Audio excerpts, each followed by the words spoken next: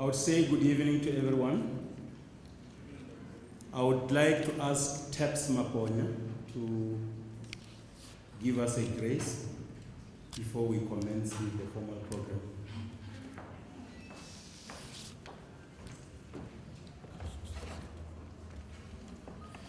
Greetings to all tonight. I would want to ask you to close your eyes as we're going to be praying for this special day. Precious Father, we thank you this hour, this moment that you have given us the opportunity to come together as your children. And even for this program, precious Father, I pray for your great intervention, that everything that's going to be happening here, that it be blessed. Father, we thank you for giving us everything and ensuring that things are running well and smooth. In your name, God, we give you the glory and the honor. I pray for the MC, everybody that takes part. Let everything run according to order. In Jesus' mighty name I pray. Amen. Thank you. I would call upon the principal of the University of Johannesburg to open the proceedings. Sanbunan, Tobel. I have to do the Afrikaans version, right? Goeienaand, dames en heren. Good evening, ladies and gentlemen. It's a real special privilege and honor for us to welcome each and every one of you. But of course, we have to do our protocols. But before our protocols, I said to Dr Maponya, Tata, Ubaba, and forgive me for my voice, I'm struggling a little bit today. I said, you are a superstar today. Just looking at the people that you've drawn here together is remarkable. It's absolutely remarkable that at a time of ongoing challenge, that we have such an excellent turnout this evening. And of course, Professor Hisrich, this doesn't take anything away from you.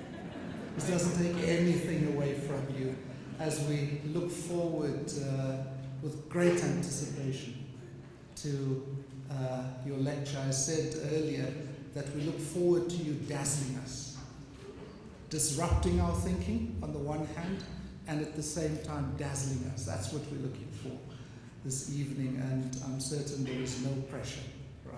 You've done this kind of stuff before. So let me begin by first of all acknowledging our dignitaries this evening. Let me begin by extending a very warm and a very special welcome, beginning with our Minister of International Relations and Cooperation, Ms. Maite Ngwane Mashabane. It's a great honor, Madame, that you found time to come and grace us. Thank you very much.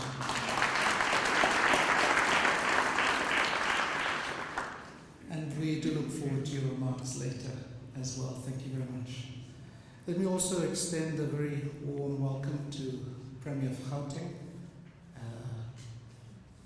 Premier David Makura. I almost said comrade, all of that, to minister. But of course, this is a university setting. I must be alert to these things because there's a strong EFF contingent. There's a strong Youth League contingent. And you get the message, right?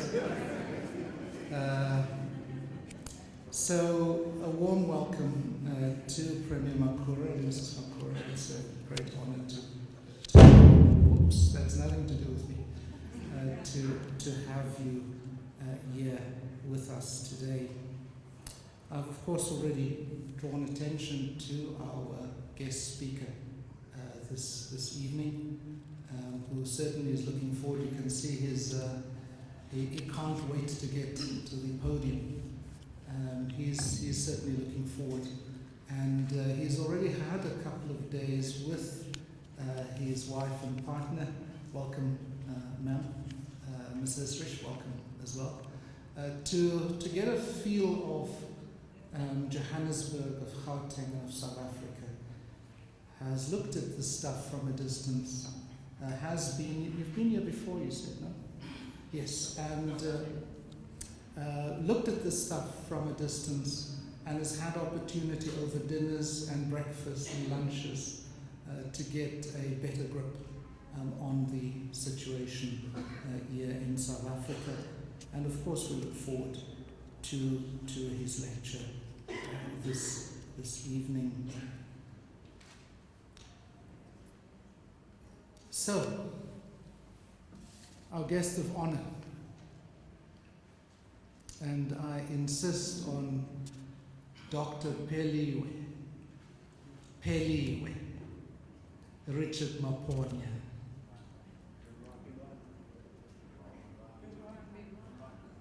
Apologies? Apologies. Apologies, Doctor. So it's a great honor, and we have journeyed with you for some time now. From the conversations with you about your ambitions and your dreams, even as you continue your journey today. And of course, our conversations with you after you accepted gracefully our offer of an honorary doctorate at the University of Johannesburg, because it's one thing for an institution to consider and to put forward, and for the institution to make a decision. It is another for the person the university seeks to honor to accept. And so it is with grace that you accept it. It's also with grace that you accepted recently that the Small Business Week of the Soweto Center for Small Business Development at the University of Johannesburg, that it be named in your name. And it was fantastic.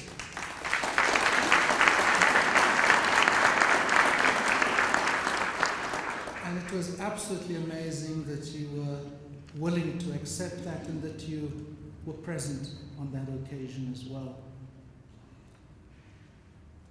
We do these things, and I don't want to delay us, because I know that we look forward to our Minister and Premier and our guest speaker this evening.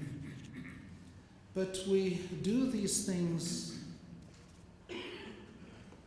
not lightly.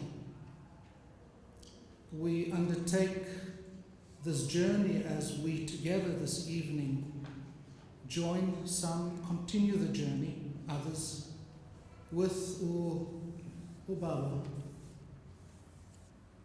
That as we continue this journey, we find our journey lightened, because we have this person who provides for us not only hope, because hope is important,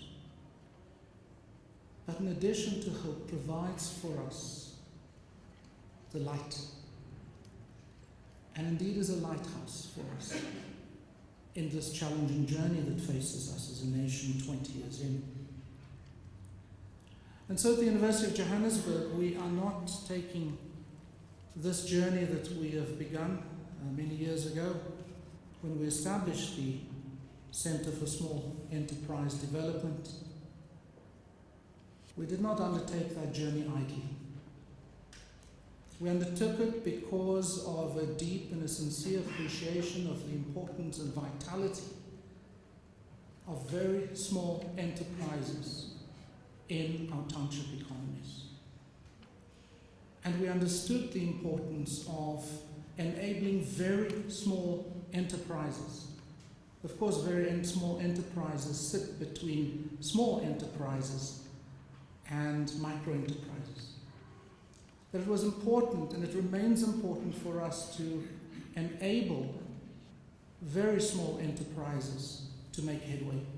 And it's important for us to theorize. It's important for us to undertake scholarly work in this regard as much as we undertake practice work in this regard. I was tongue-in-cheek speaking to one of our very important guests this evening earlier, and I was asking, so what is an entrepreneur versus a small business person? And I'm sure we're going to hear about that this evening.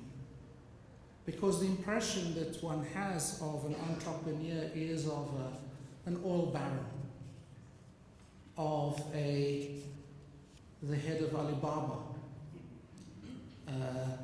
the head of Google. That's the image that we have in this globalized world of what it is to be an entrepreneur. And yet, it seems as if we're missing something in this conversation about what it is to be an entrepreneur.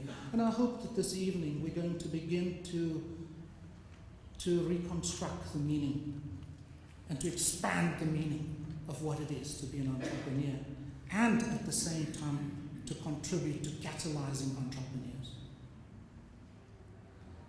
It's self-evident to everyone that with the small economy that we have in South Africa, notwithstanding our small economy, of course, we play a significant role in the world.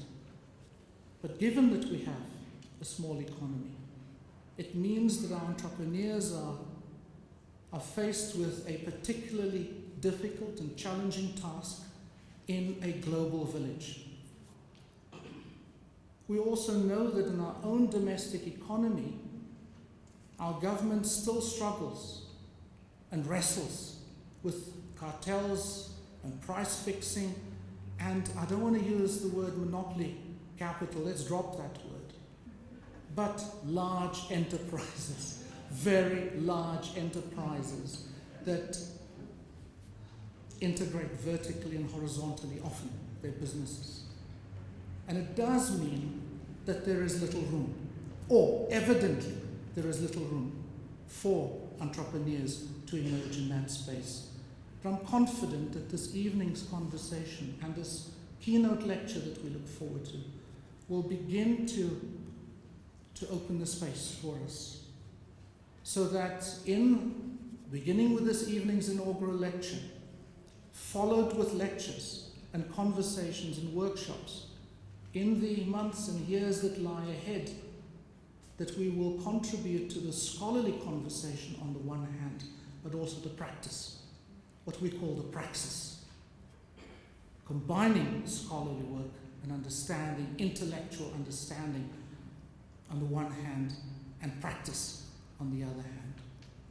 And so, on that note, I want to really extend a very warm welcome. I can see that everyone is really excited about this. I look and I can see great expectation in your faces. And I just want to end off by saying I'm serious. This is a Tuesday evening, right? And here we are downtown. As we remake downtown for that matter as well. We are downtown. We've crossed town, most of us, to be down here. And why? Because of Uba. You are a giant in this nation.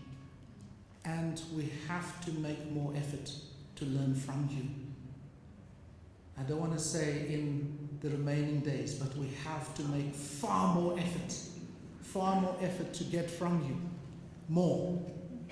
You've had great conversations with us. We need far more from you, and we hope then that this evening will be an evening that makes you proud, that at least says to you that today, at this inaugural lecture in my name, not only do they honor me as we honor you this evening, but actually they're striving to take my work forward.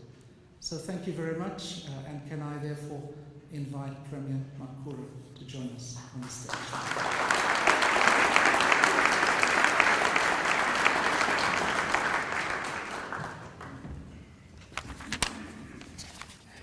Thank you very much, Program Director, Mr. George Negota,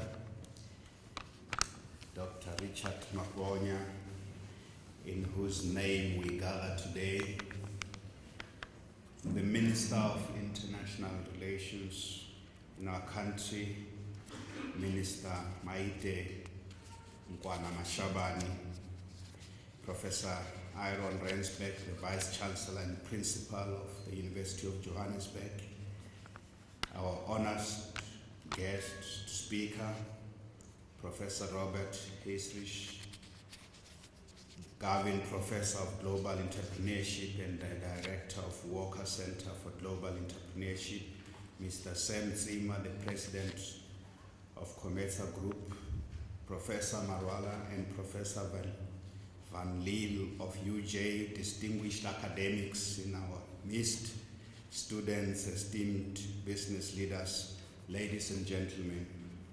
It's a distinct honor and privilege to be given the onerous task this evening of introducing a man who truly needs no introduction. Who doesn't know Dr Richard Maponya from Dube in Soweto? Posed differently, who really knows him? And who is telling his story, which is a story of a struggle and triumph against economic exclusion and racial discrimination of black business people and particularly black entrepreneurs. Ladies and gentlemen, students of entrepreneurship who have gathered tonight to come and listen to our learned professor, we do have a walking encyclopedia in our midst, and an encounter with Dr. Richard Maponya as a township entrepreneur who bears such a presence in our midst. And he is what we would call the greatest of all entrepreneurs in our generation, black entrepreneurs. The man whose eternal humility is only dwarfed by his inspiring story of persistence and his spirit of no surrender in the fight for economic emancipation. In this regard, the life of Dr. Richard Maponya symbolizes resilience and persistence. And I'm sure, Professor, an entrepreneur must be marked by resilience and persistence, the ability to fall and rise and continue to rise as they fall. Like millions of migrants across our country, the young Richard Maponya left his rural home in Limpopo in the 1950s for Johannesburg in search of better opportunities in the cities, for that's what the cities offered, better opportunities. Having been a teacher at the age of 24, Dr. Richard Maponya found himself working in the clothing and textile industry as a clerk in order to eke out a living. As you would know, in those days, to work meant to have a white boss. In return for his work and capacities, which even his white boss acknowledged, he could have been a manager if only that he was white. In recognition of this hard work and ability, he was paid only 6 shillings and 6 pence a week, an equivalent of 10 rands in today's value. I want to think that the turning point in the life of Dr. Richard Maponya came from being a mere worker to being a township entrepreneur as a result of his boss sometimes paying him with clothes. And what did he do with those clothes? And that was the beginning of his entrepreneurship. So he went out selling the clothes as a way to supplement his low wages. From the money accumulated from what we today call informal micro businesses, Dr. Richard Maponya pushed the limits imposed on him like many other black business people at the time. And he started his own clothing retail business in the township. Of course, he tried to fight the apartheid authorities' refusal to grant him a license, even with the help of the Mandela Tambo legal firm. But to no avail. In those days, black people were barred to do certain types of jobs or occupy management positions. And indeed, they were also barred to do certain type of businesses or trading.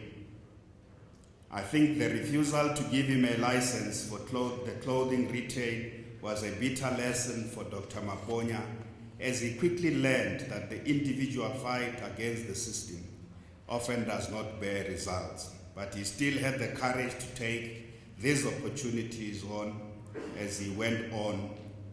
And he looked at another business, the horse racing business. And I am told he used to don his horse with a black, green, and gold colors. And then many of you would know what this represents. History shows, however, that it's only through collective efforts that many of our people turned townships which were meant to be dormitories of cheap labor into thriving areas, including places where apartheid was challenged. For that, years later in the 70s, Dr. Richard Maponya founded and led organized African business people into what today, or what later was called NAFCOC at its president. And I think organization is a very important lesson for those who are in business, especially black business people, that sometimes it's very important to understand you have to be organized, especially if you want to change policies in your favor. You have to be organized. And that lesson on organization is something we must take leave of the life of our icon. But the most important development was his first family business, the Dube Dairy Products, that defined Dr.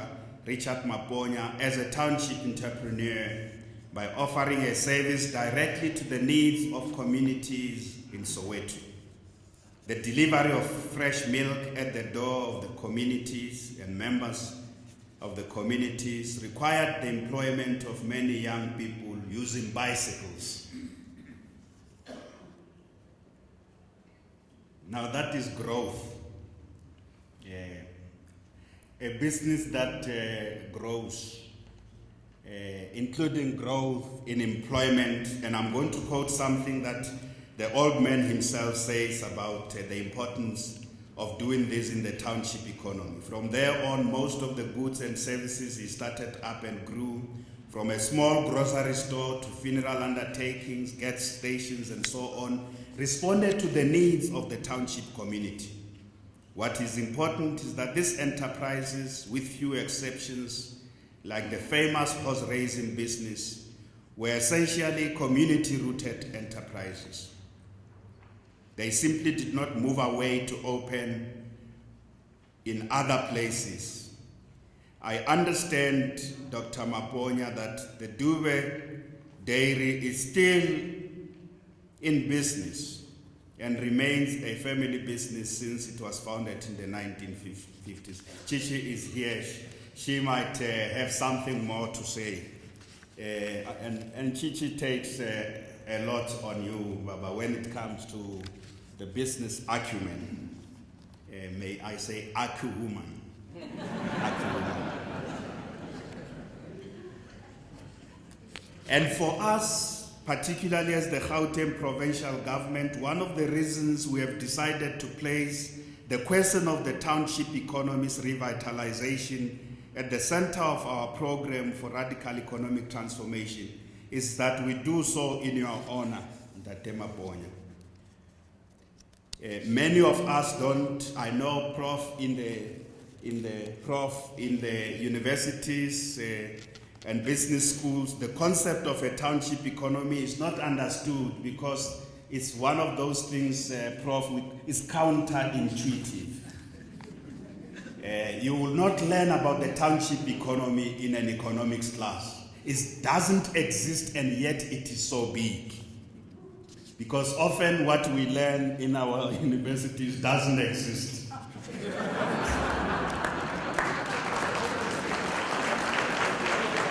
And yet there are many big things that exist and we are not learning about. In one interview in the Engineering News in 2000, Dr. Richard Maponya tells a story of how he was inspired by another township entrepreneur, R.G. Baloyi, who used to own a fleet of buses in Alexander Township, and by a certain Mabuza who used to own the most beautiful restaurant in Sophia Town. Something about R.G. Baloyi, he was an astute township businessman from Alexander who became the Treasurer General of the ANC in 1938, and he was a tireless campaigner for the rights of African traders and entrepreneurs who were being harassed by the apartheid regime. Very often, Dr. Richard Maponya's own contribution to the struggle for democracy is not acknowledged quite well. He is just known as a businessman. And yet we should say to young people, it is difficult to think of any black business person of the older age bracket who would have not been forced to link political liberation to economic emancipation. Dr. Richard Maponya is a symbol of the resilience of the township economy. Tonight, I would like to thank the University of Johannesburg, Prof, for first having recognized Dr. Richard Maponya by awarding him an honorary doctorate, having recognized his contribution.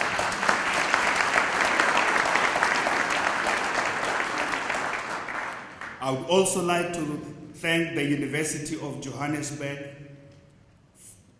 for doing very important work in an area called the township economy. The University of Johannesburg has a campus in Soweto, and the university has invested significantly in the township economy through the development of the infrastructure of that campus. When we talk about the township economy revitalization, we do need partnerships.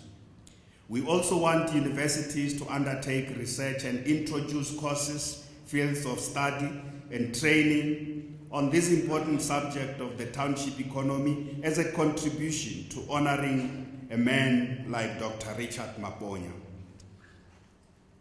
The size of the township economy is a mystery for many students and professors of economics.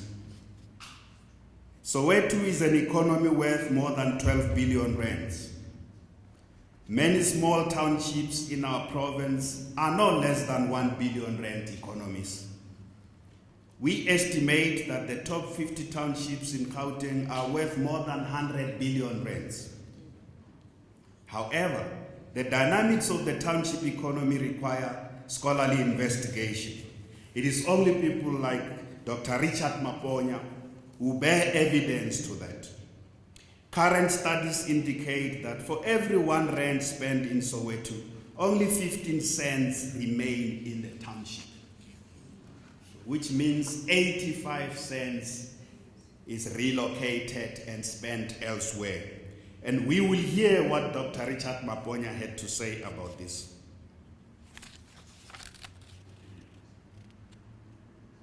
And I would like to quote him on what he says about this important issue of the township economy and its contribution to employment.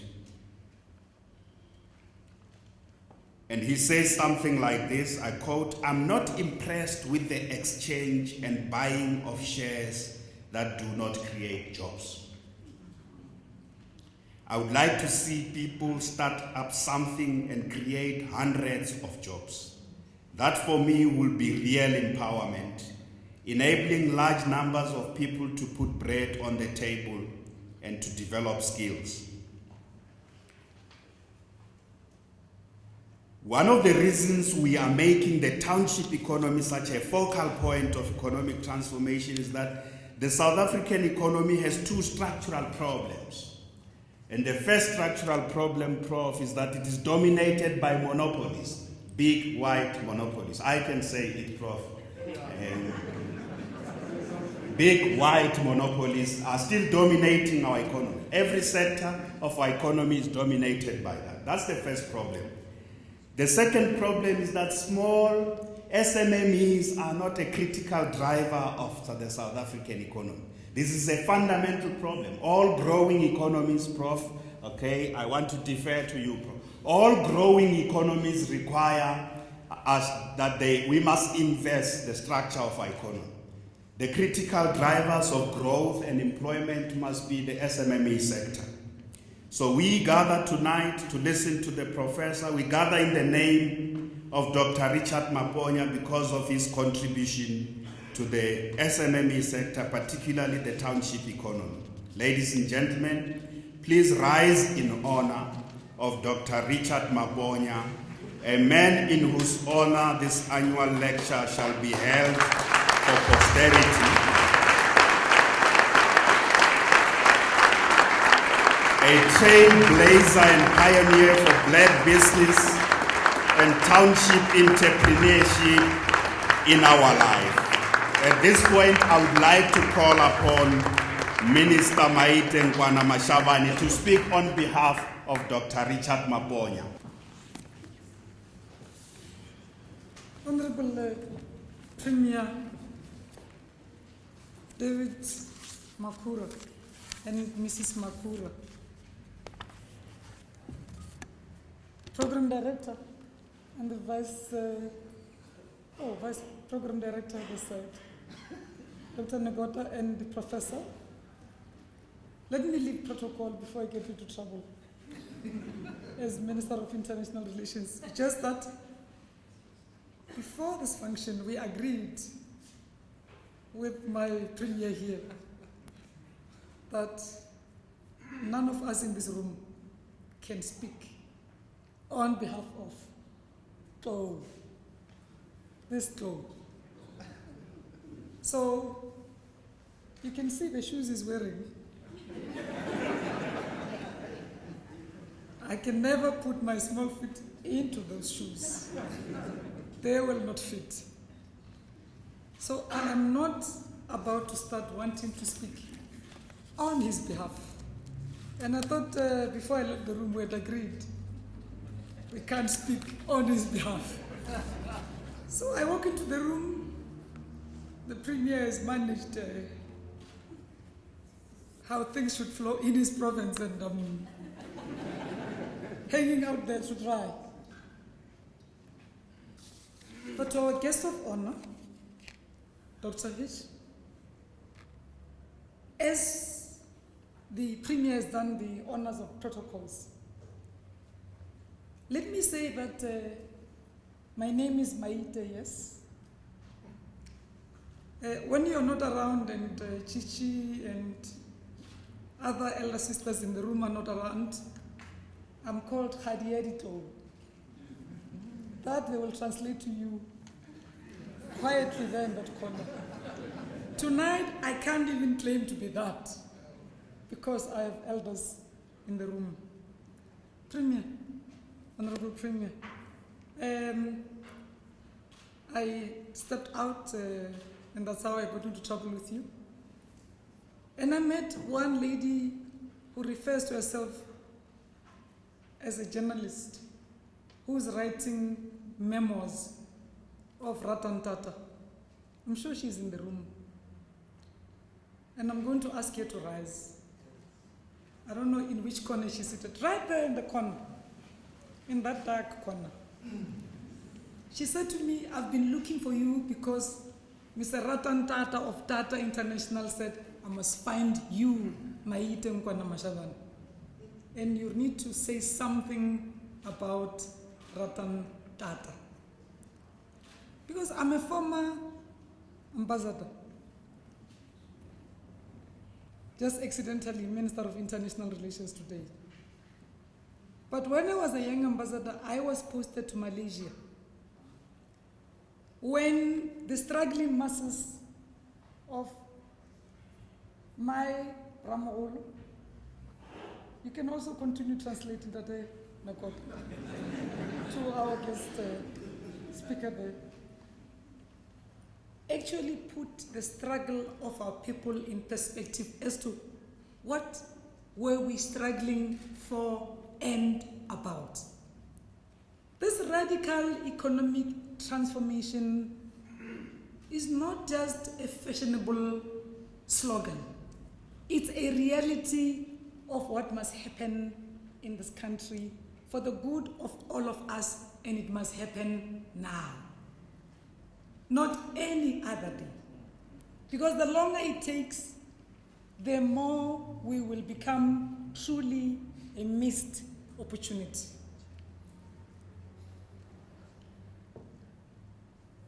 Ramol, I am truly honored to speak with the Premier before our guest speaker on your annual lecture, and all thanks, and a round of applause to you, Jay.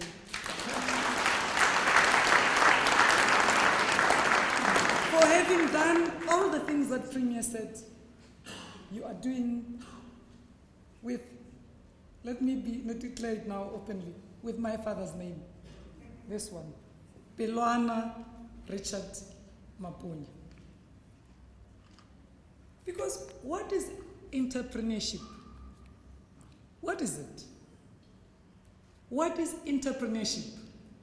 I want all the students in the room tonight, all the practitioners, to actually spell it out, all the professors to really say practically what does it mean. Because an entrepreneur in Brazil and how startups of such in Brazil would actually mean cannot mean exactly what it means to us and in South Africa. This afternoon at 2 o'clock, President of Ireland met with our president. The Irish president called on our president. I've never had a foreign visiting head of state unpacking what the successes of this government in 20 years. To say there's no other developing country in the world that had to face apartheid for 300 years or more could have achieved so much in 20 years. Now, he's not a young man. He's been around in this country. He's delivered lectures at many other institutions, including UJ, am I correct? Yesterday. And I can declare that they say he was born in 1941. So he really hasn't had a drink before or something. He knows exactly what he's talking about. When he says he does not remember any other country where the real miracle, it's not about the freedom of our people in 20 years, black and white. It is what we had together achieved in this country in 20 years. But there's need for us moving forward. There's need for us to not keep explaining how stupid ESCOM is. Because the ESCOM of today had to deal with provision of basic electricity to the likes of the startups that Dr Maponya started with then, with no electricity. In Soweto, then. When 70% of the startups in South Africa and the actual population meant nothing. When me, as a young ambassador in 1994, I had to go out of this country and say, come and invest in South Africa, we will provide you cheap electricity. I now know it wasn't so diplomatic. What does it mean? If it's cheap, it means it's not dependable. We should have been saying affordable, but we were so desperate. We were even using wrong words, but it was a script that came from home. But what I was actually saying at that time, which I realize now, Premier, was I had forgotten that my own people needed to get dependable, reliable supply of energy every day. Now, but the startups and the saloons in Soweto must not run out of electricity for the economy that you're talking about, and I agree with you, become successful. In reality, Premier, our people are still just hustling along and they keep this economy standing. In reality, this is the research that you had challenged the professors here to work on. Our people don't live on the monopoly capital. They just still surviving the way they knew how, the way they learned from our father here. I can tell you, and with due respect, Professor Hisrich, there is no miracle that you are going to be delivering today with the lecture, as long as we refuse to learn from him what true entrepreneurship is and is about. For our young learners, it's about getting their hands dirty.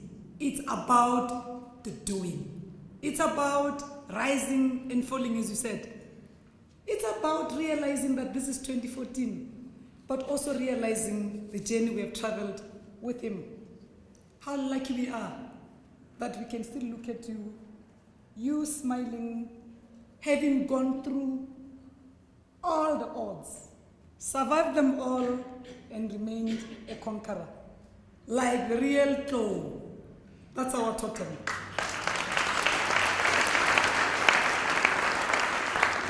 Dr. Maponya has not contributed only immensely into our struggle for economic freedom in this country, but also for political freedom. Because I said, let's unpack this word freedom. What does it mean? Free from what? Free from having not to be subjugated under someone else politically, but freedom from hunger. So when people talk of post-2015 Millennium Development Goals, maybe for some other person from another country that says something else, here in this country, it just means that the basics of what our people died for. So the miracle, it's not about Mandela becoming president, the first president of South Africa. No, our people sacrificed life and limb for that. The real miracle is what do we do with our freedom and what we had achieved in the 20 years, but how do we sustain it so that our people do not become impatient again. And there's no time for finger pointing, because here is a walking encyclopedia, as Premier said, right in front of us, who continues to lead from the front. I'm sorry to keep repeating this, like a real Tlo. Tlo means elephant. I say to my kids, have you ever seen an elephant walking in reverse? In any park or at any zoo? No. It keeps moving forward. Have you ever seen an elephant taking idle provocation serious? No. Have you ever seen an elephant moving sideways? No. Against all odds, it keeps moving forward. So the spirit we need today is the Kulu fellows of this world, not just to say I am a Tlo, but to say how am I going to be showing what true entrepreneurship is.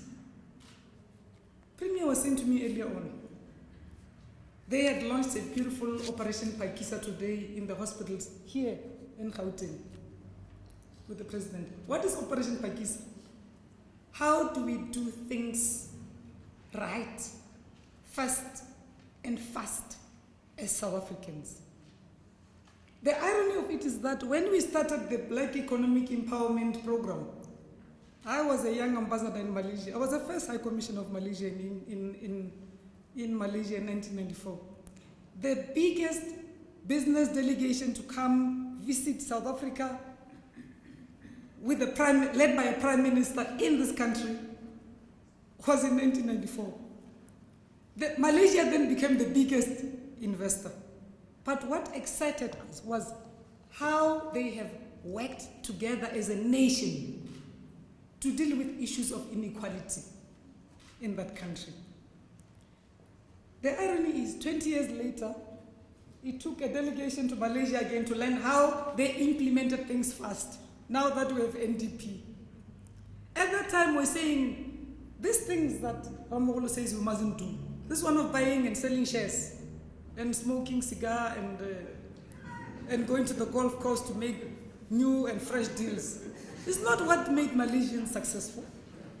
So we took their BEE in Tatanagot, and then they call it Bumiputra police, and started doing wrong things with them. Not all wrong, some right, but largely we could have done Pakistan earlier, but it's okay. We all know, Papa, how you have defied odds. But I think tonight's message to all of us, how do we make use of your life as our message? This is 2014. The South Africa that you fought for, not sending somebody else to struggle for you and your generation. Like President Bohamba of Namibia said, when your generation went to fight, you thought you were fighting so that your great-grandchildren would someday see the freedom of South Africa and Namibia. That you'd be around to witness it happening in your lifetime, I think is the best thing that ever happened. But what are we doing with it ourselves so that your life become a true message?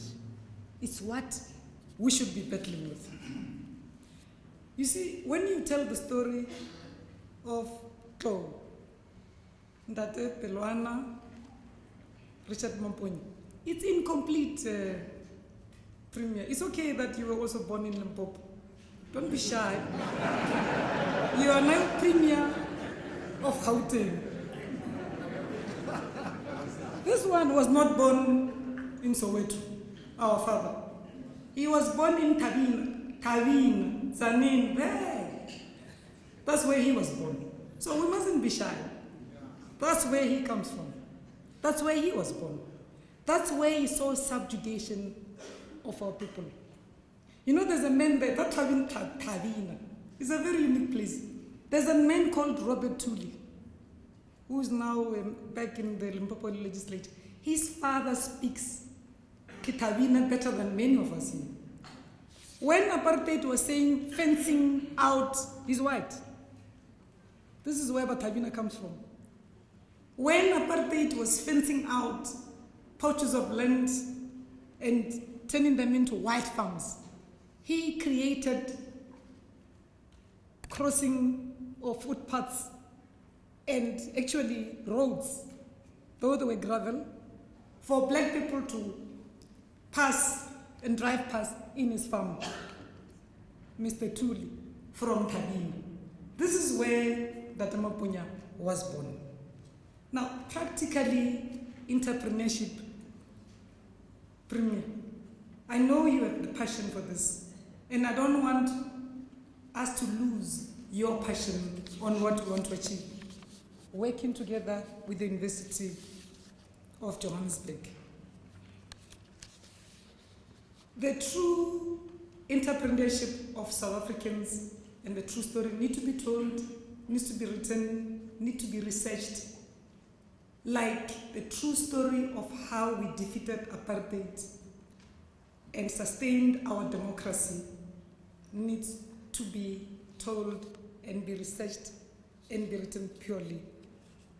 Today in 2014, you are a South African that's not only proud South African. You are a South African that when we sit at G20 meeting where I came back from last night, the president of Brazil say, where is Richard Maponya?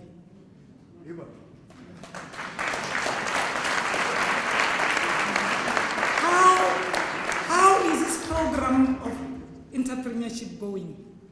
Tell him that we have not forgotten. We still owe him. I don't know what they owe you.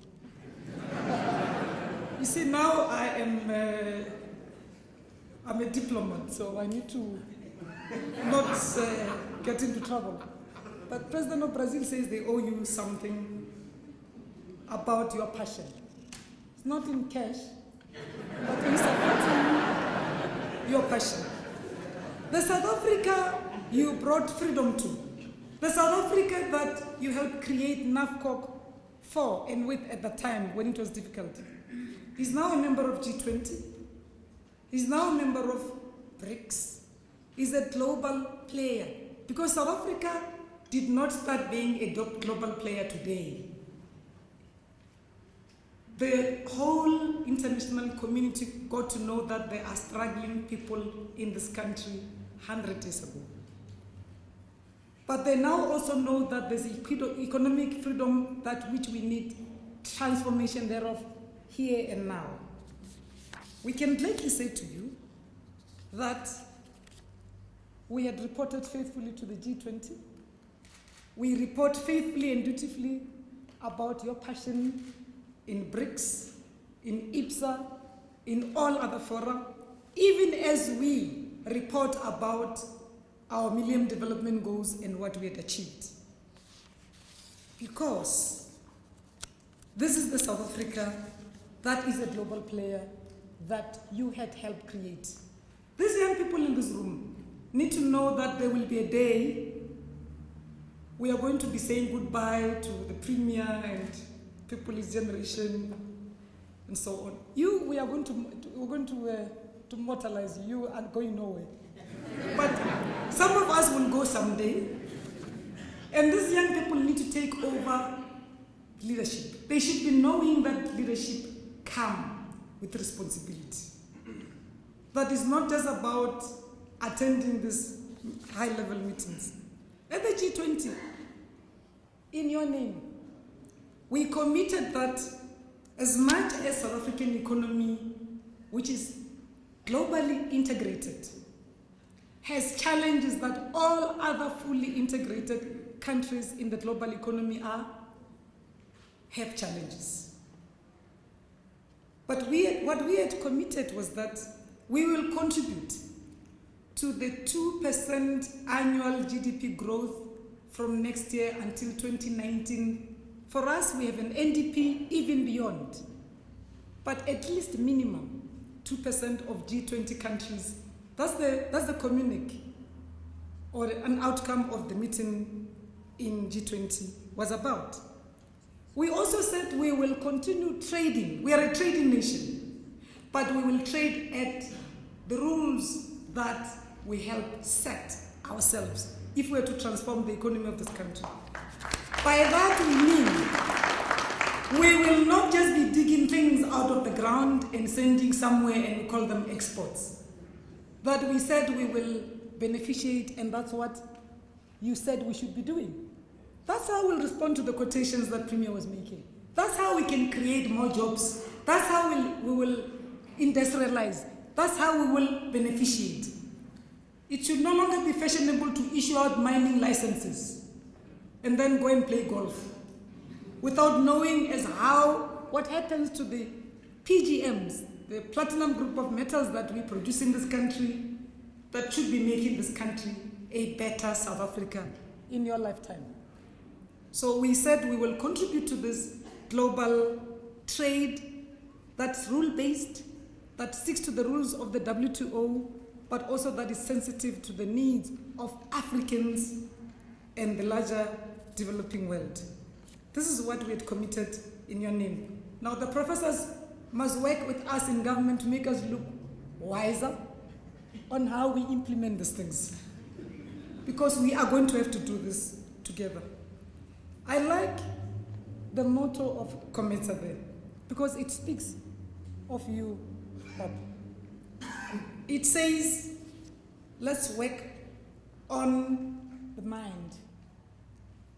There is no better organic, intellectual, and entrepreneur par excellence that is indeed amongst us and living with us today than you. So we thank God for you having been here and still be here amongst us, and how we should really exploit your mind, your thinking, even at this hour, to get to where we want to go. Total transformation of this economy for all South Africans who live in it, as our constitution says. This is our journey. This journey started in 1912 on the 8th of January, where the colors of that your horse was donning was formed. It's 102 years, am I correct, Premier? Our journey, 102 years old. So nobody can say we are impatient, because our journey is not 20 years old. Ours is 102 years old. So your journey, we pledge that we will work on making sure that all the good things that we had aspired to achieve, the ones we have achieved and the ones we still need to, we will work on them at all international platforms and forums where we find ourselves, me and Chichi and company. Our destiny is described by what is enshrined in our constitution. I heard the President of Ireland say that about our constitution. He says it's amongst the best constitutions in the world. Did you hear me? But you see, because this is the only constitution that enshrines rights, real rights, political, economic, social, and otherwise, in the Constitution of the Republic of South Africa. We need to protect this. It shouldn't be that we quote our Constitution conveniently when we want to deal with some political problem. But forget that economic rights are centered on that. When we say right to shelter, we can't have a Richard Maponya arriving from Tabin and squatting at some backyard in 1950, and we say it's okay even in 2014. This is what I'm talking about. So when we say we are defending the rights as enshrined in our constitution, we should be truthful. We should be knowing what we're talking about. Our journey, it's how in 2014 and in the next coming 50 years, when some of us will be 100 years old plus, when we'll be saying now we have fully achieved the goals of the African agenda in 2063, it should be that we've covered this journey. Our destiny is what is enshrined in our constitution with all the rights that our people need. So our journey had just started. So the President of Ireland says 20 years is like 2 years in a country that had to go through 300 years of subjugation. But we are impatient people. We want to achieve a lot. We want to have done much more by 2030. All we have to do here is remember that there are no shortcuts. It's execution. I don't mean this. I mean implementation, execution, implementation, and more implementation.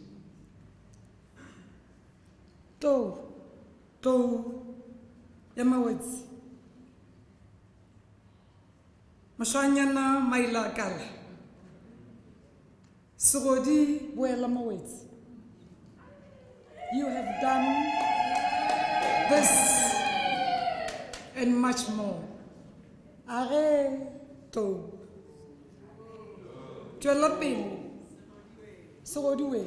O sepela seto. We are walking in your footsteps.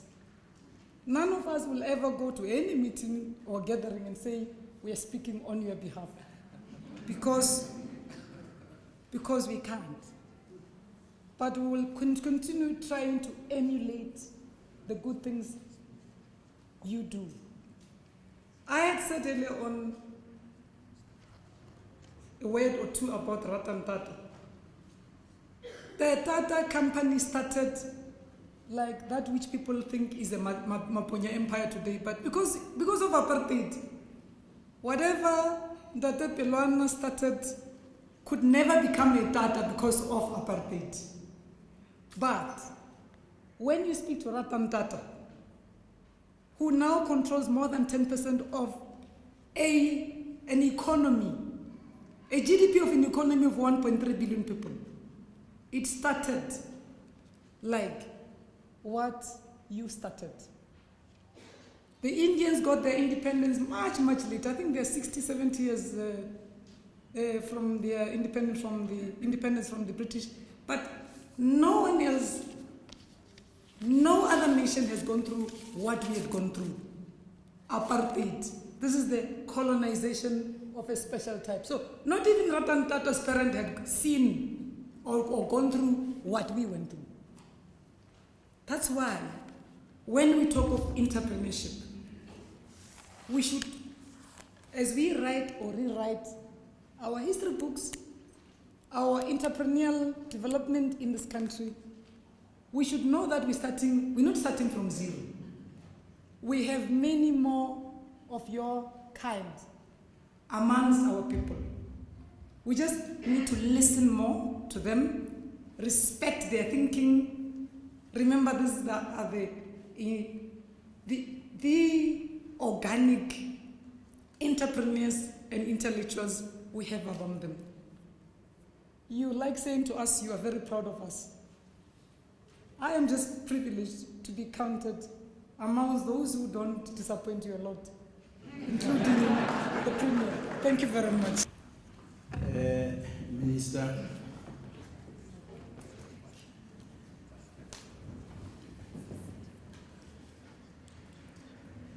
thank you very much. You have given it a broad spectrum. I remember yesterday I was saying to the professor here, you know that during apartheid time, blacks were not allowed to buy and drink hot stuff. It's true. And he was surprised. I said, Brother Rich, what is it? He said, yes, it's true. I don't know how many people know that blacks were not allowed. And they used to use some friends, white friends, to buy for them. And others would spoil it by opening it, taking half of it and add the other things and close and give them.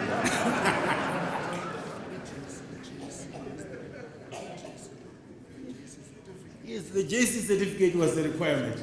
Yes, to drink. Yes, you will have to produce something before you were allowed. I remember I worked with Dr. Maponya and his late wife. Actually, his wife is the one who got my wife out of Baragwanath Hospital to join business. She was afraid to work with us. She said, we were going to fight. And they arranged for dinner. She said, you will never fight. I'm working with Richard, and we don't fight. Please, come and join us. And we started working together. I remember at Naleli, at the bottle store, I was sitting with him. There was a queue of people who wanted assistance. And there was a white young man who was right at the end of the queue. Within a minute, he was in front. Richard said, how did you come here? If you want to practice apartheid, go to town and show it. The minister spoke about an elephant. You know, Professor, we associate ourselves with African, it could be animals, trees, and an elephant is a very strong animal. One feature of an elephant is that it does not forget. You can inconvenience it now, 15 years down the line, you come across it, there is a fight.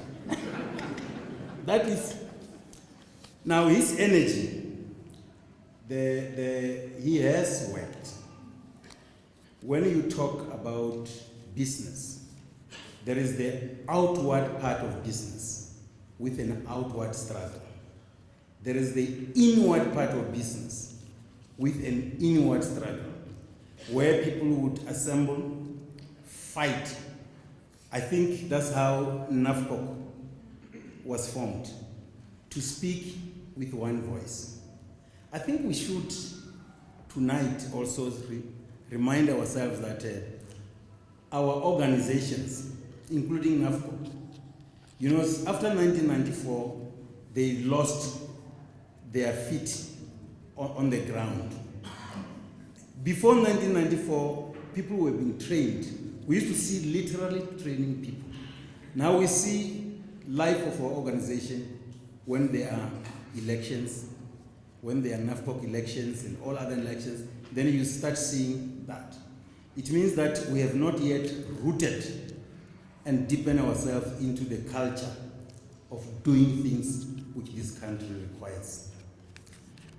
At this stage, I would like to call upon Professor Lily to come and give us the context which has brought us together, particularly the relationship that we enjoyed with the faculty and the leadership of the university. I always say that I was surprised when Professor Iron was talking here. He was talking like a business executive, and you normally don't get that from academics. And we appreciate that. Over to you. Thank you, Program Director. Good evening, ladies and gentlemen.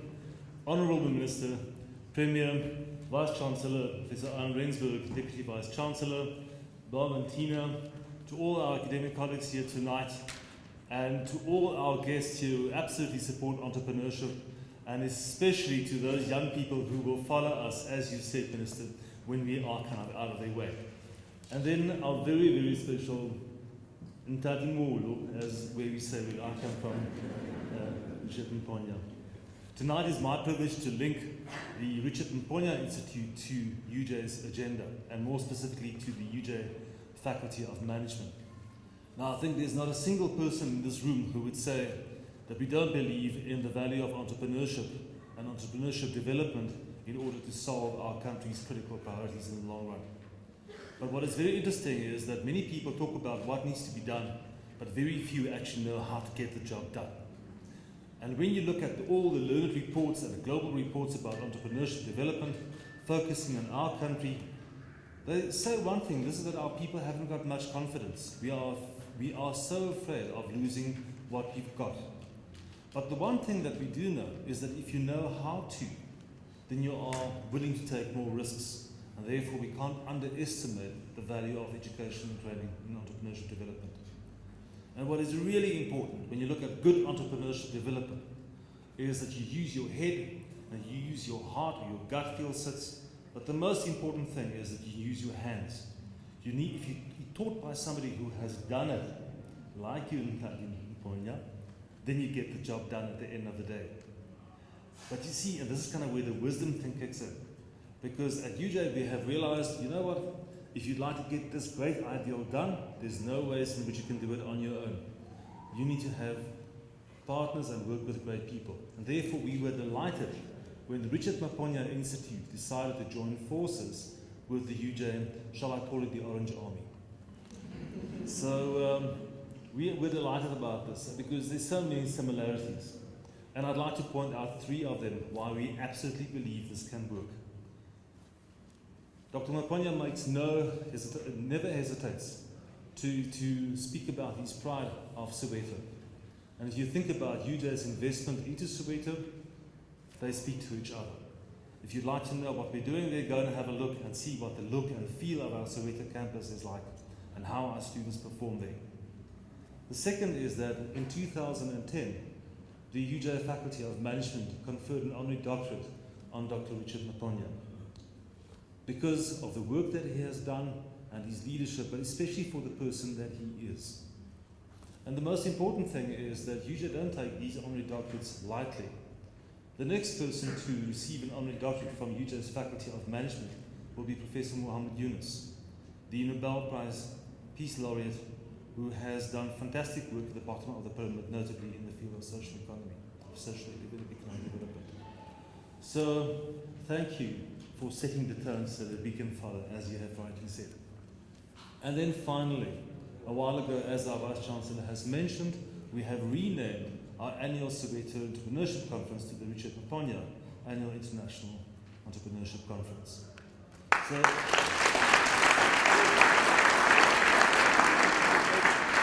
So what we have established so far is that we all believe in entrepreneurship. We know why this partnership is going to work.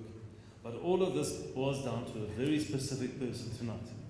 And in order to do so, I'd like to tell you a story, because I believe that one way of honoring another person is to tell a story about him or her. And with the Minister of International Affairs here tonight, I thought I can tell you a very short story about one of the world's best known global entrepreneurs, Santa Claus. and actually, earlier this year, we appointed a distinguished professor from Finland where Santa Claus lives. So now I have inside information into the nature of his entrepreneurial establishment and how he works. But I have to share with you that Santa Claus is in deep distress, because Christmas is around the corner and 3 of his elves are on sick leave, 2 are on maternity leave, 1 is involved in a sticky CCMA case, and the other one with his beautiful red suit was poached by the EFF.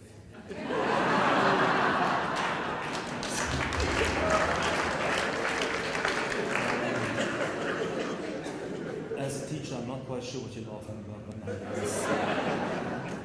So the worst thing then is that his wife told him that his mother-in-law was about to visit. So he was totally stressed out. So he went outside and said, let me just go and see what I can do about this. So when he went and checked on his reindeer, he realized that 3 of them was about to give birth. The other 2 have jumped the fence. And then he thought, well, let me just check out my sleigh.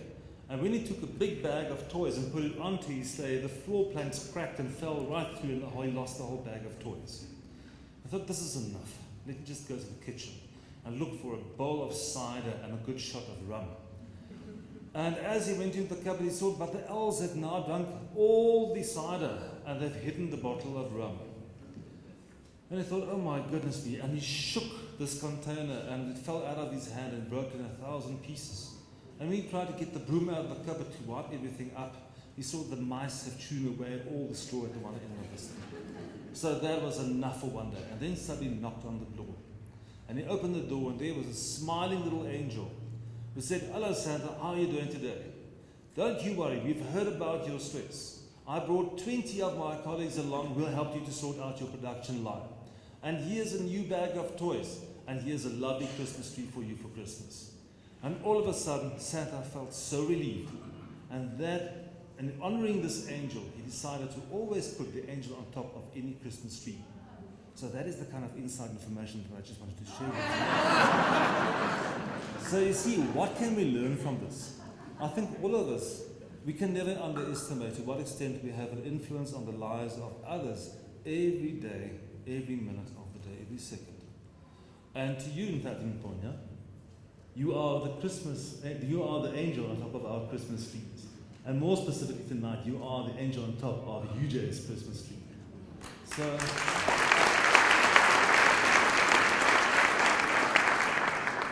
we honor the elephant in you, but we honor the wonderful grandfather that you are to all of us. Thank you very much, and thank you to you for your attention. I would always say the Honorable Minister, the Premier, our honored guests. I would like to recognize the Maponya family. If you don't mind, can I ask you to rise before we go to the main lecture? Maponya family, members of the Maponya family. We just want to see how many are supporting.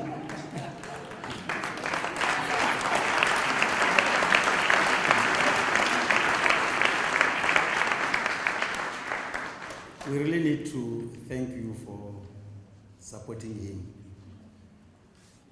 We know that you do more than just attending seminars or inaugural lectures such as this. I've seen this Gaby Mahumula, who is a member of our trust.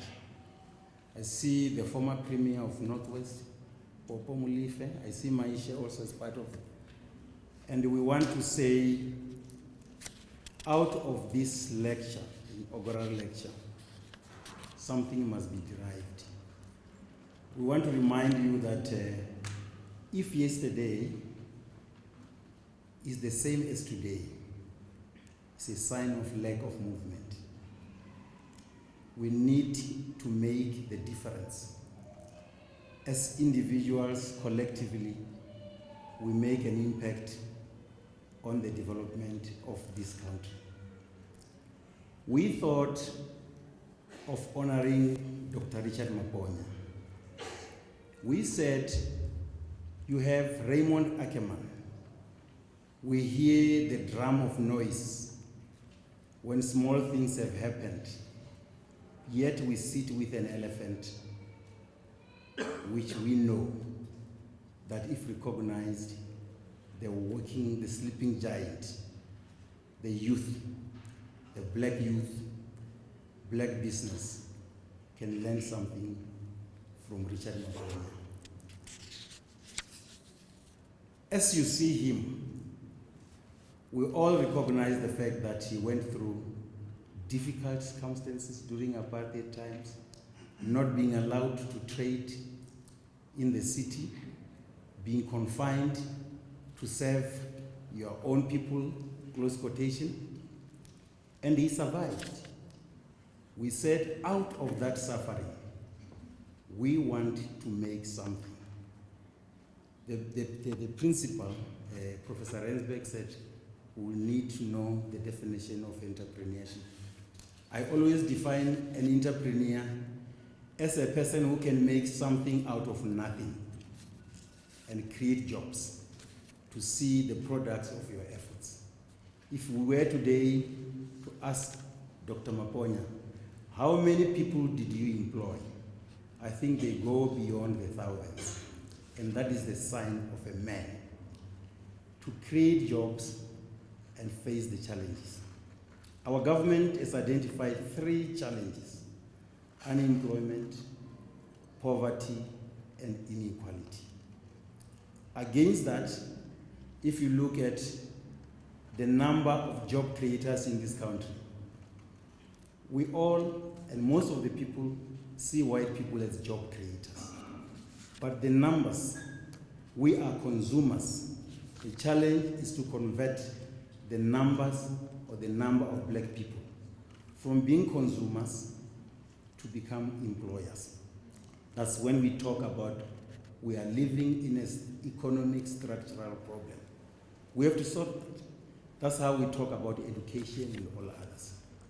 So we sat and said, we need to create our own. We need to recognize all the efforts that Dr. Richard Maponya has put not only in his life, but into thousands of people in Soweto, creating jobs. But what is important is to show the youth that it can be done, is to show the up and coming emerging enterprises that you don't give up. You continue and look yourself against those who succeeded. I'm saying this as 4 words in my introduction of tonight's guest speaker. I would like to read a brief background of who he is, what he has done, and what he's currently doing. Professor Robert Hisrich is the Gavin Professor of Global Entrepreneurship and Director of the Walker Center for Global Entrepreneurship at Thunderbird School of Global Management. He is also President of H&B Associates, a marketing and management consulting firm he founded and has been involved in the startup of numerous global companies. Professor Hirsch received a BA from DePaul University, MBA and PhD degrees from the University of Cincinnati, and honorary doctorate degrees from Chavez State University in Russia and the University of Moscow in Hungary. Prior to joining Thunderbird, Dr. Hirsch held the A. Malachi Mixon 3 chaired Professor of Entrepreneurship Studies at the Weatherhead School of Management, Case Western Reserve University. He was a Fulbright professor at the International Management Center in Budapest, Hungary, in 1989. In 1990 to 1991, he was again named a Fulbright professor in Budapest at the Foundation for Small Enterprise Economic Development, where he also held the Alexander Hamilton Chair in Entrepreneurship. He has held visiting professorships at the University of Lilleborg in Slovenia, the Technical University of Vienna in Austria, the University of Limerick in Ireland, Donau University in Austria, Queensland University of Technology, the University of Puerto Rico, and the Massachusetts Institute of Technology. He has authored or co-authored 39 books.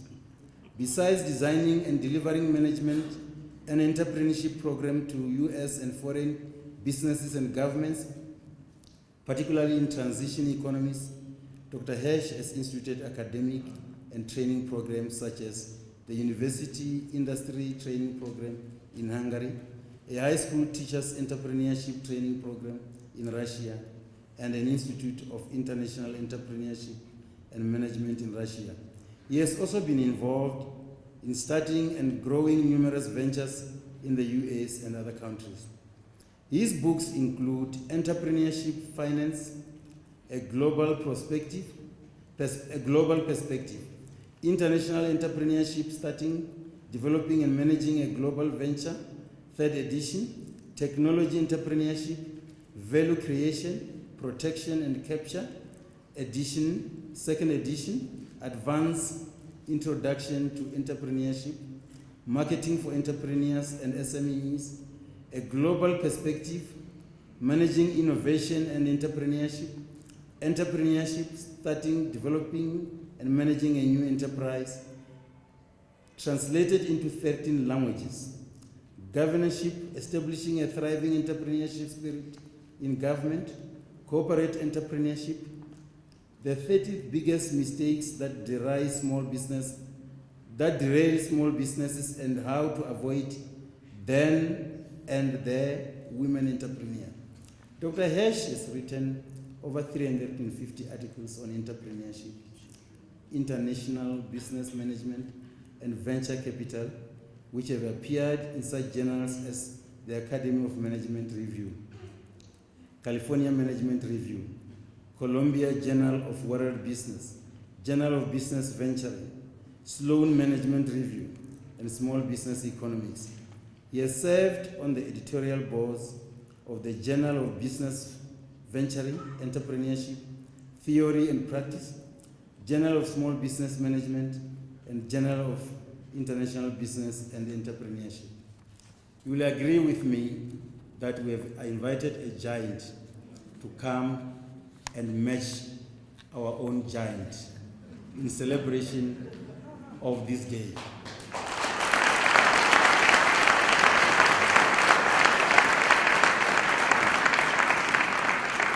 This is remarkable because this is the first Dr. Richard Maponya annual lecture to be followed by numerous others. And I would like to ask Professor Hisrich to join us. Thank you. I feel very honored and humbled to be compared to the giant that sits there, that is for sure. His accomplishments are so incredible that I was honored to be asked to do this inaugural lecture of his, but it's even more of an honor since I've gotten to know him over the last few days to be able to hopefully enlighten you on some points that I've learned, not only in my work in about 25 developing countries, but my writings that have come out in my books and articles, as well as my own experience having started several companies of my own. I really have enjoyed your country. I have to say, when Tina and I arrived 3 days ago, we weren't quite knowing what to expect. And I really am sorry I hadn't been here earlier. This is my first trip here, and I've been all over the world. The food is delightful and very eclectic. The wine is quite nice, and more importantly of all are the people. I think Tina said it more succinctly than I do, which is usually the case, by the way. You know, they always have a smile on their face, and they greet you, and you feel warm, and that they really care for you. And I want to tell you, that makes it even more important for me tonight to hopefully deliver a few points that will help that smiling, loving, caring people have economic success. I've been challenged today by your speakers, the minister, and the premier, and the vice rector, and the dean. So I hope I give you some information that is clear, non-academic and practical, and something you can use, as well as hopefully do this for economic development. In all the studies that have ever been done on economic development all over the world, one thing and one thing only has really shown to drive economic development, as said by the dean: entrepreneurship, creating new enterprises. Big businesses are here, they employ, they're important because they serve a certain part of an economy, but the drivers of the economy are not the big businesses. When you think about it, as a business grows and grows and grows, eventually they start cost cutting because they want to preserve their profit margins. That's the first cost cutting measure big businesses do, is what? Employees.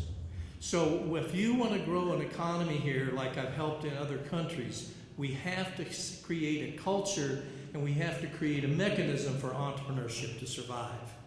So what I want to address tonight are 4 basic principles. Number 1, I want us to define entrepreneurship so we know it and can see it in people like Dr. Maponya and others that all around us. Some may be a one-person shop. Some people may have 10 employees. Some people may have 100 employees. But they still have that entrepreneurial drive and spirit. Number 2, I want to talk about the 4 things that are very important for entrepreneurship to occur in any economy and what their aspects are. And then finally, I want to end the talk with talking about some things and actions that I see that could be implemented here based on this experience and based on other countries that can be implemented here for having economic development in an entrepreneurial society. So what is this person, or what is this thing called entrepreneurship? Basically, entrepreneurship is the process of creating something new of value. Remember that, new of value, by a person who takes the risks. Risk-taking is very important in this process, and the risks are not just financial, although they're there. The risks are also social and psychological. The risk of failure to an individual. The risk of failure to a society. Is he or she going to be accepted when that happens? So we have 3 real risks in starting a company: social, psychological, and financial. By doing the necessary time and effort. And indeed, one of the things that I've talked about the good doctor, and is true in every single entrepreneur I know, and I know I feel it myself, is we have incredible energy levels. And we want to drive something so it's successful. And that time and energy has to be there, or this new creation isn't going to happen. Remember, everything is against creating something new. Everything. The laws, the society, the rules, everything. It's always said, you can't do that. And entrepreneurs take the exact opposite and say, yes, we can. And finally, it's the accomplishment, because you got to reap the rewards. And that's the final part of the definition, the rewards. And you know what the craziest thing is, the greatest reward we have, is giving back. And that's what entrepreneurs do. They make an impact on society. They employ people. They touch people's lives, and they give back. A living example right in front of you. Giving back. So that's what entrepreneurship is. Value creation, risk-taking, being able to put forth the energy needed, and then give back. Now, what are the elements that are needed in a society in order to do that? There are 4, and you can study this in any country. I've worked in Russia, I've worked in China, I've worked in Slovenia, I've worked in Hungary, and I worked in Ireland, and I was in Ireland in '84 when the Prime Minister was talking about that. In fact, I was a visiting professor at the university he graduated from, the President of Ireland, University of Limerick. And back in Limerick, and back in '84, Ireland was a basket case. They had about the same unemployment level you do, 36%. Theirs was 32%. 20% of the homes did not have telephones. 10% of the homes did not have running water. And Ireland said, what could we do?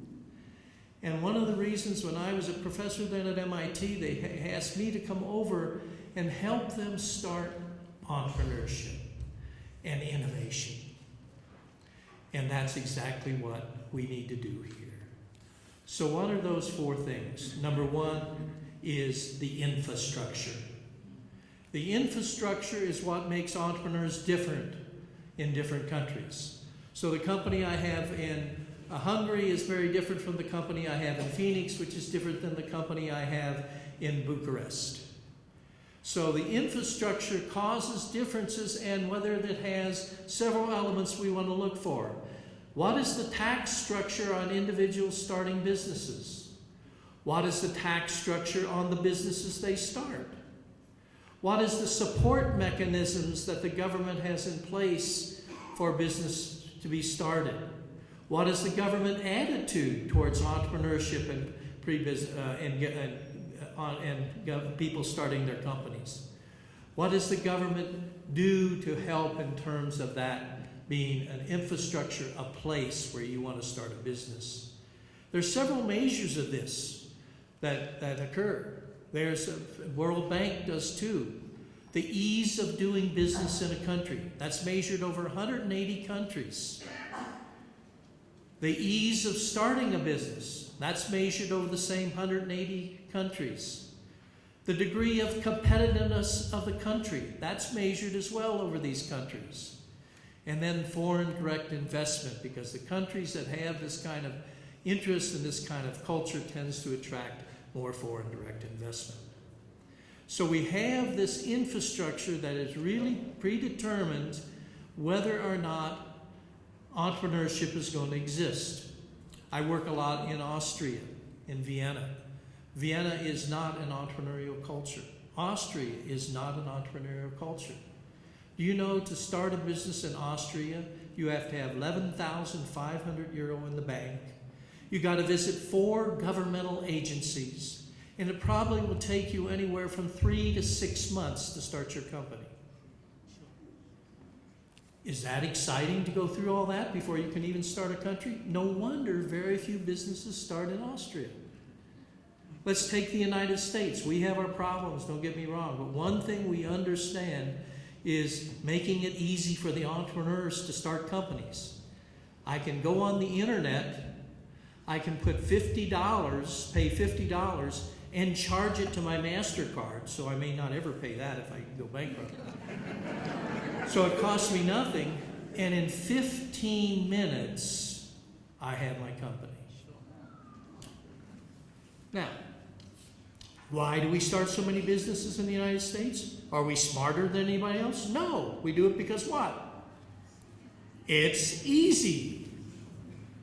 So, one of the things we have to look about and here is the infrastructure of how businesses are formed and how we can encourage people to form those. Point 2, infrastructure 1. Point 2, the idea. This is the essence of the business. And no matter what happens and what you do, a bad idea will not succeed.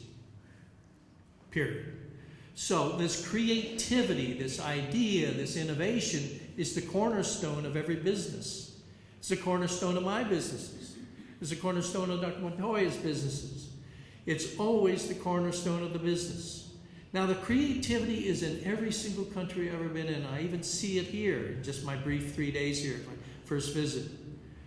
When I was in Kiev, Ukraine, I was driving down the road, and there I saw this most unbelievable stand displaying fruit.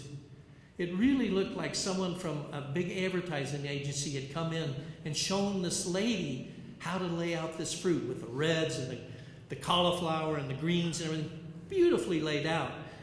And so I stopped and I said, this is most amazing. I said, can I take a picture? And she said, well, how much? No, she didn't say that.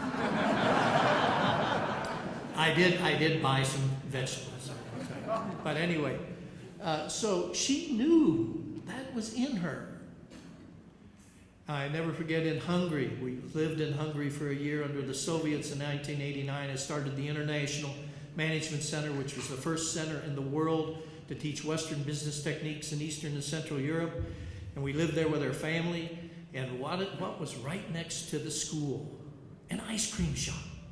I thought, this is so cool. Somebody had the idea to have this push cart with 10 flavors of ice cream. And how long were they open? Not very often, were they? Recess, lunch, and right after school. 5 hours a day. I said, could I invest in that? And he said, no. But you see, this is the kind of creativity and this is the kind of ideas that people have. It's just that we got to help them understand what is the right idea. And you do that through a process that we teach and should be taught here called opportunity analysis, the opportunity analysis plan. And what that means is, in the early days of thinking about your ideas, because I can just see some of you, I was watching as some of the, I was listening to the guest speakers, don't get me wrong, but I was watching people's eyes, and I can tell some of you just got a lot of ideas up there. The trouble is, most of them aren't worth anything. Now, how do we determine which ones are worth something? We have to do, first step is to say, who is our competition? Who is our competition? And we got to analyze those people very, very carefully. Because what we want to have out of that idea is something unique and different. I call it my principles of unique selling propositions. You need to have 3 to 5 things that makes your idea different, better, cleaner, whatever the words are, the adjectives don't matter, than something on the market. And that's step 1. Step 2 is you say, well, listen, this is pretty good. I've already made it through this. Who's my market? Now, the trouble is with most of us, we got such egos that we think everyone's the market. And that scares me more than anything else. When someone walks into my office and they say, who's your market? And they say, everyone. Well, I want to tell you, I'm getting younger every year, of course. I have not ever found that product. And one thing you have to promise me here tonight, if you find that product or service, you call me immediately because I'll be over to be a partner. So there is, not everyone is. So I got to define my market very carefully. And then I got to make sure my market is not just my grandmother and myself, a market of 2. And that is a real tough decision. So I got to have a market that's large enough to warrant me to go into it, that is growing, and one where I can have a competitive advantage, the unique selling propositions. See, when you approach it from that standpoint, then there's only 2 other things left. I got a place here. I haven't even talked about finances yet, have I? No, because I want to tell you if the idea has a market, that we can calculate later. I'm trying to get down to ideas to focus on. Then I got to say, well, what skill sets do I need to do this? And I said, well, I got to have somebody that knows outsourcing. Well, I don't know outsourcing, but maybe somebody else you know does. I need to know marketing. Well, I know marketing fairly well. I'll keep that. I need to know at least something about financing and raising capital. Well, maybe I can find that if I don't know that. So you put together a team and that has the skill sets that you need to take this idea successfully to the market. And then finally, the last part of this, and it's so important to do this, and I see so many people come into my office and haven't done this part. I got to say, what now, from this point in time, does it take for me to launch my business? What does it take? And go step by step by step and write it down. If you don't write it down, you're not going to do And at each of those steps, I want you to promise me to write down 3 things. How much is it going to cost? Just estimate. Doesn't have to be accurate. How long is it going to take? And what am I going to accomplish at that step? And at the end of that time, when you've gone through that, you come up and I want you to sum up all the money, all those costs. And then I want you to say to yourself, do I have that capital? And if the answer is no, then you say, does Aunt Susie or Uncle Ned or my grandmother? Grandmothers are great capital providers. And if all those turn right, then you know you got an idea you can create a business plan to move forward. So that's the idea part of this. I never worry when I go into countries and developing countries about the ideas. They're always, always, always there. And just in my 3 days here, I would not worry about that part here. Number 3 is money. When it gets right down to it, we got to have capital. Now, when you look at capital, you got to think of 3 things at capital in terms of what you want to have to do. You want to look at your capital in terms of how much does it cost. You want to look at your capital in terms of how long do I get it? And you want to look at your capital in terms, are there any covenants or things that I have to own up to if I don't succeed? So those are the 3 things of capital. And then we turn to the sources of capital. And then we have to think about, do we want to do debt, which means I borrow money and pay back an interest and principal, or do we want to do equity? Now let's take debt first, because that's what we all want to do. Of course, we never have any assets to get debt, so we're probably going to go the other way. But we need to have the banks active participants in loaning capital to startup entrepreneurs. And if the banks don't, then we need to establish a government guarantee loan program so that they can get that capital. And we did it very successfully in Hungary, we did it very successfully in Slovenia, and it really made a difference because people felt they could go if they had a good business plan and if they had a good idea and if they were willing to work to make this succeed, they could get that debt provided. But oftentimes we need equity capital. And equity capital we look at in what we call enterprise capital or private capital or capital for the private firm. That's the book that just came out. This is not big corporation finance. This is not the stock exchange. This is not any of those things. This is capital for the private firm, whether it be a one-person's private firm or 350 people private firm. Where is that capital? An interesting study we've done all over the world has said it comes more from one source than any other source. Private individuals. Private individuals. They're called angels. Don't kid yourself, they are not angels. It's a beautiful word coined by one of my best friends, but it is not an angelic being you're dealing with here. These people basically want return on investment, but they also want to support other things that have an interest to them that they feel is for the good of the country. The total amount of investment in the United States by private individuals is equal to the total amount of investment by the venture capital industry in the United States. It's that big. And so we need to encourage individuals that have means to put a part of their assets, not all, no one would do that, but part of their assets into small business startups, because that is where the big bulk of capital goes. And that's where they see a return on investment when the company succeeds that they get from no other investment. The other players in this arena of capital for the private firm are what we call venture capital firms. These are firms of various sizes. Some of them go up to $1 billion in size, US billion. Some of them are as small as 3 million. I don't think I've ever seen a venture capital firm less than that. but they also invest larger amounts of money in fewer situations. We usually use that for what we call second stage or third stage capital. So as we grow our company gets more valuable. As our company gets more valuable, we can attract bigger pieces of capital and give up less equity. So the venture capital industry has a role, but in terms of the initial startups money either comes from family, friends, or angel private investors. That's where the capital is.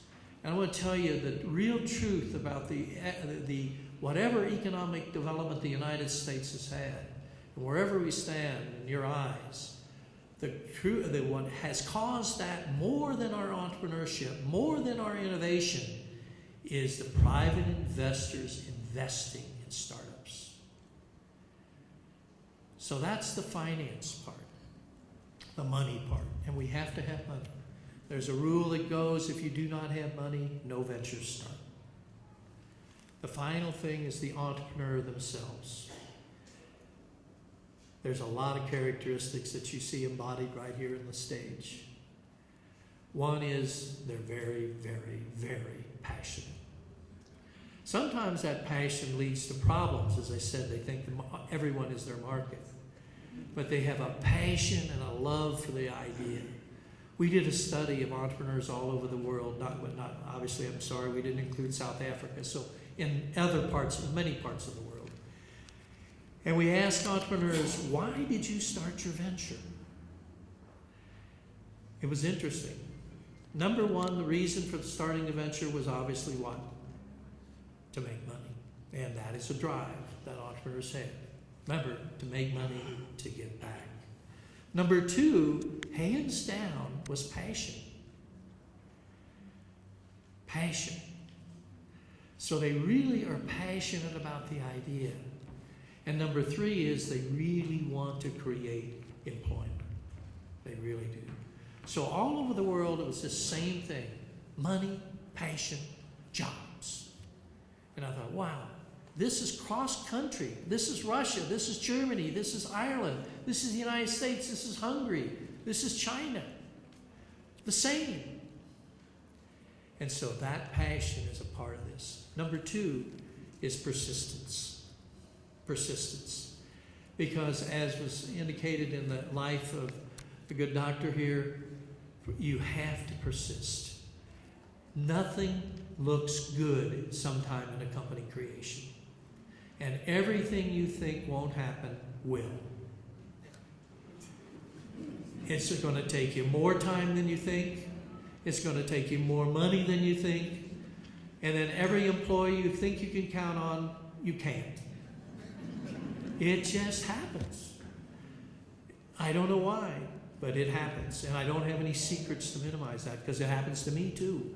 And I teach this stuff, I research this stuff, and I do it. And it still happens to me. It's just part of the creation process. So we got to persist and persist and persist. Number three, we have to be ethical doers. And I underline the word ethics. You want to make sure that when you treat a customer, for example, you're treating them for the second sale, not for the first sale. Because that's what builds that. You want to remember when you're dealing with your people and your suppliers, you want them to supply you forever. You want to remember when you're dealing with your distribution system that they are going to be there to help you move the products from your firm to the marketplace. You want to do that in an ethical way that makes sense. We did a study, again, of entrepreneurs in several different countries and compared them to managers. Because I was always wondering, are managers more ethical than entrepreneurs? Because sometimes you hear this negativity about these entrepreneurs. Who do you think was more ethical? You got it. Of course, I wouldn't have told the story if I came out with different results. The entrepreneurs. Not even close, statistically significant. And I can show you if you want, I'll send you the research article. I went through refereed stuff. Entrepreneurs. Russia, Germany, Hungary, Ireland, United States, Slovenia, all in every single case, setting it up in such a way they didn't know what they're responding to. The entrepreneurs were more ethical. Number 4, you have to build a strong coalition of people, a really strong coalition of people. This includes having a board of advisors early on. I always encourage my students when they create business plans that they should actually have a board of advisors right away so that they can give them advice. One of my recommendations in my last one, I think probably the most important one I'm going to make when we get into that section, is I think this country should create a national board of mentors. Because you have to need that mentor, that advisor, whatever you want to call them, that confidant that you can go to and say, geez, I got this problem. And the best mentors of entrepreneurs are obviously other mentors, are other entrepreneurs. So you need to build a strong coalition of supporters that really are able to do the things you need to do. And then finally, you have to understand how to grow a company. You see, it's fun to see, and I remember I walked into Ireland in 1984, and the Minister of Labor came over to meet me. Here was this guy from MIT, from the United States. He obviously had all the answers. I had none, but anyway, I didn't tell him that, of course. And he said, I have this vision. And I thought, oh my goodness, here we go. And he said, I have this vision that every person in Ireland is going to be an entrepreneur. And I, and thank goodness we were on our second Guinness. We were not on our second Guinness. I never drink with ministers. That's very, you've got to be careful. I'm just kidding. So, I'm getting a little lax here. So I said, I said, Minister, I said, that is an absolutely beautiful vision. It's just not going to happen. I said, there's some people that should not be entrepreneurs. And that really bothers me when I hear these people going around saying, everybody should be an entrepreneur, everybody should be an entrepreneur. They can't. So you have this bell-shaped curve. Remember from that statistics course we all hated? And we remember we had this middle part of the curve. That we can help. That education can help. That training can help. The far side of the curve, they're going to do it anyway, no matter what we teach them. And the other side of the curve is never going to do it, no matter what we teach them. It was a sad moment. I had one of my students came into my office. She had an incredibly great idea. She had lined up American Express to be one of her partners. She had raised from our angel fund $250,000. Remember, keep all this in U.S. perspective. And she walked into my office after graduation. I said, Janet, that's really great. You got a graduation. You're all set to go. I said, I'm looking forward to you being on one of the most successful entrepreneurs I've ever had the privilege of having in the classroom. Tears streamed down her eyes. I'll never forget this moment in my life. And she said, I can't do it. Everything was said. She said, I just can't do it. I can't take the responsibility, and I can't handle any failure that might happen. I said, I'm really sorry. I hope someday you might want to do it, but she had got a job with a big corporation, and I'm sure it's very successful. So it comes down to the fact that some people can do it, and some people can't. And what we need to do is to supply the people in the middle and even the people that can do it, with more information. Now I'd like to close with taking each of these 4 points and talk to you about some things that I've experienced, and I never do this, but I'm going to do this because I want to make sure I have the points. What we can do here in South Africa, here I'm already a part of your country, we can do, but anyway, I feel at home that way, I really do, it's really amazing. Sort of scary, Tina, Anyway, so I'm going to take each of the 4 areas and talk about some things that I think can be done here based on, again, my experience and research and what I see happening and have helped to happen in other countries. Let's look at the infrastructure first. The infrastructure. Now, one thing I think needs to be set up is that some agency, some person, I don't care who's going to monitor these metrics that I outlined, these metrics of ease of business formation, these metrics of ease of doing business, these metrics of direct foreign investment, these metrics these metrics that are going to make a difference in this country. In Saudi Arabia, I've been working there for the last 5 years. A governmental agency was set up not only to monitor direct foreign investment coming into the country, but SAGIA, Saudi Arabia Government Investment Authority, monitors these metrics of competitiveness, of ease of doing business, of ease of starting a business in Saudi Arabia. I think that's essential because the policies need to be all together for the government that are going to work towards the betterment of those metrics, which means it's going to be for the betterment of entrepreneurship. Number 2, I think we need to provide a strong system for creating successful new enterprises. Countries have now learned that these things called incubators, if tied to something that can help, are great ways to incubate or hatch companies. The problem is, I think we've had so much focus on incubators that a new thing has just started, and I love this, is the accelerators. See, there's companies out there that are small. They need help in growing. These become the gazelles. These become the real employers. And we need to create gazelle-like companies, and accelerator kinds of instances can help do that. And I really am excited about the new thing that's happening. It's just got started about 2 years ago. People saw this need. Remember, how do you start a company? You start here at zero. You have nothing. You have no history, you have no name, you have nothing. Then what do? Do you go way positive? No, you go negative. And that's why you got to get up the revenue curve as fast as you can. You go negative and negative and negative, and boom. Most of the time, and many companies never make it out of negativity, which means they what? They're no longer in existence. So once you hit this great point, this super point called positive cash flow, that means the first time in the history of your company, revenues are greater than costs. I'm just about ready to do that with my latest company, Organic Sugars. If you like organic sugars, please visit our website. I'm not supposed to do that.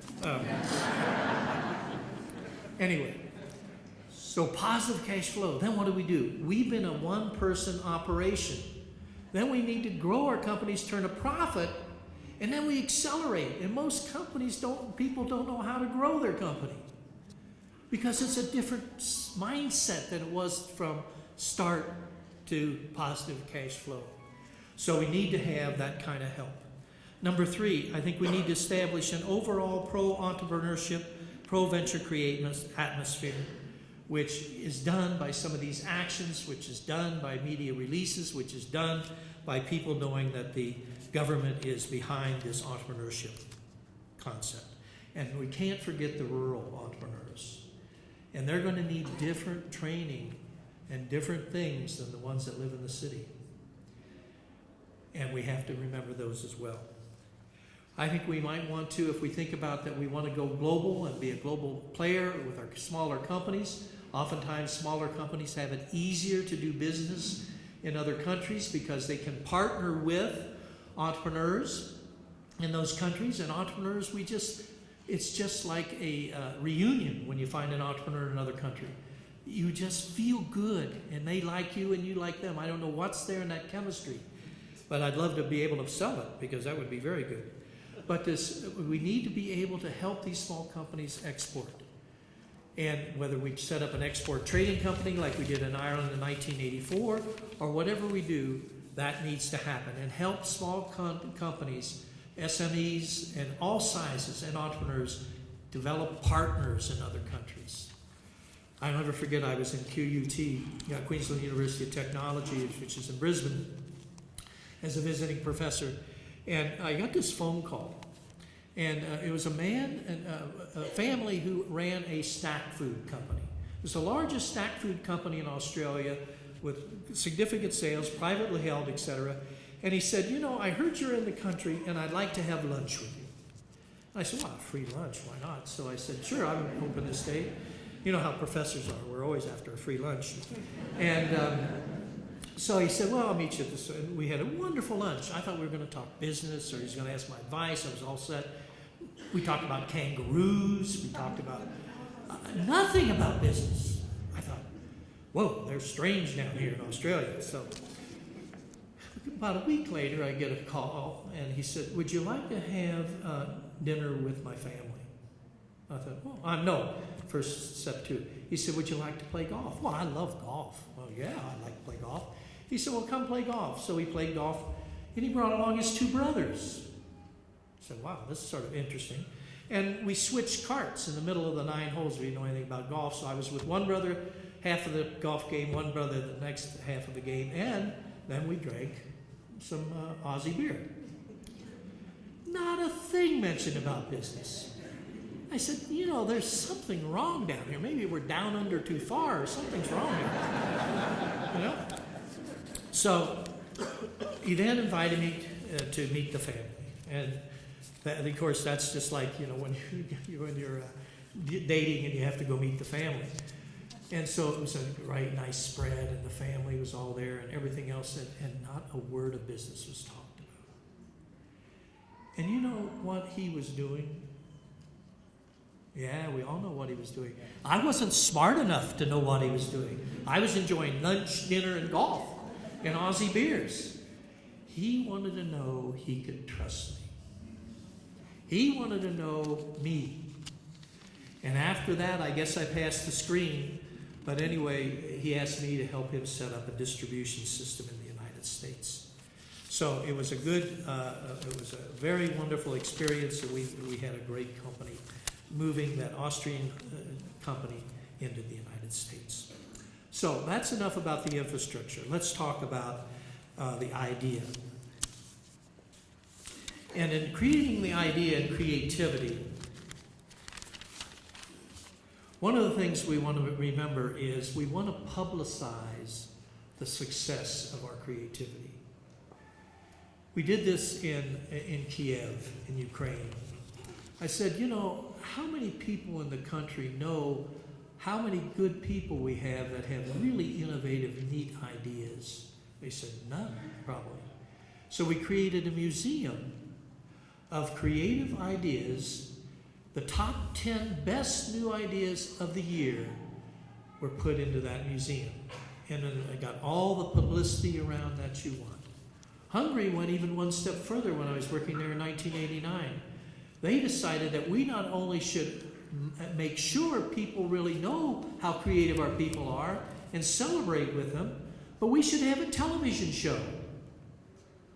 So they created a television show that aired for an hour and a half every year, featuring the creator and the creation, the new idea, the 10 best. And then they went one step further and had the people vote, so they got the people involved, on the top 3, and the top 3 all got prizes and awards, and of course the prizes were money.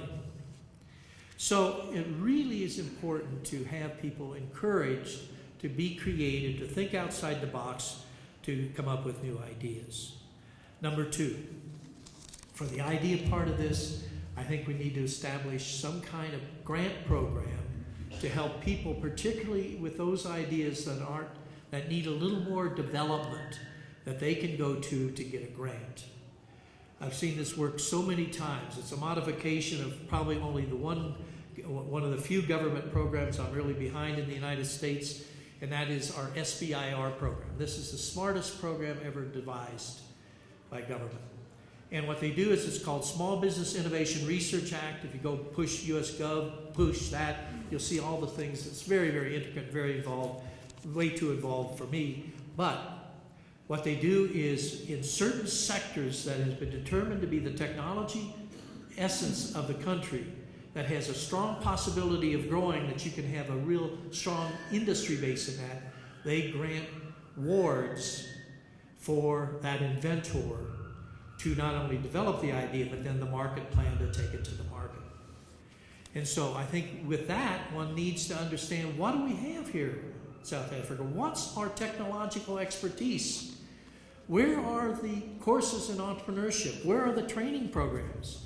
And that would be a nice survey for the government to do, to be able to have people understand a lot is going on. So this whole thing of getting research to the marketplace, getting creativity, celebrating people, I think is very important, and be able to fund those ideas that make sense. Number 3 is the money, the finance.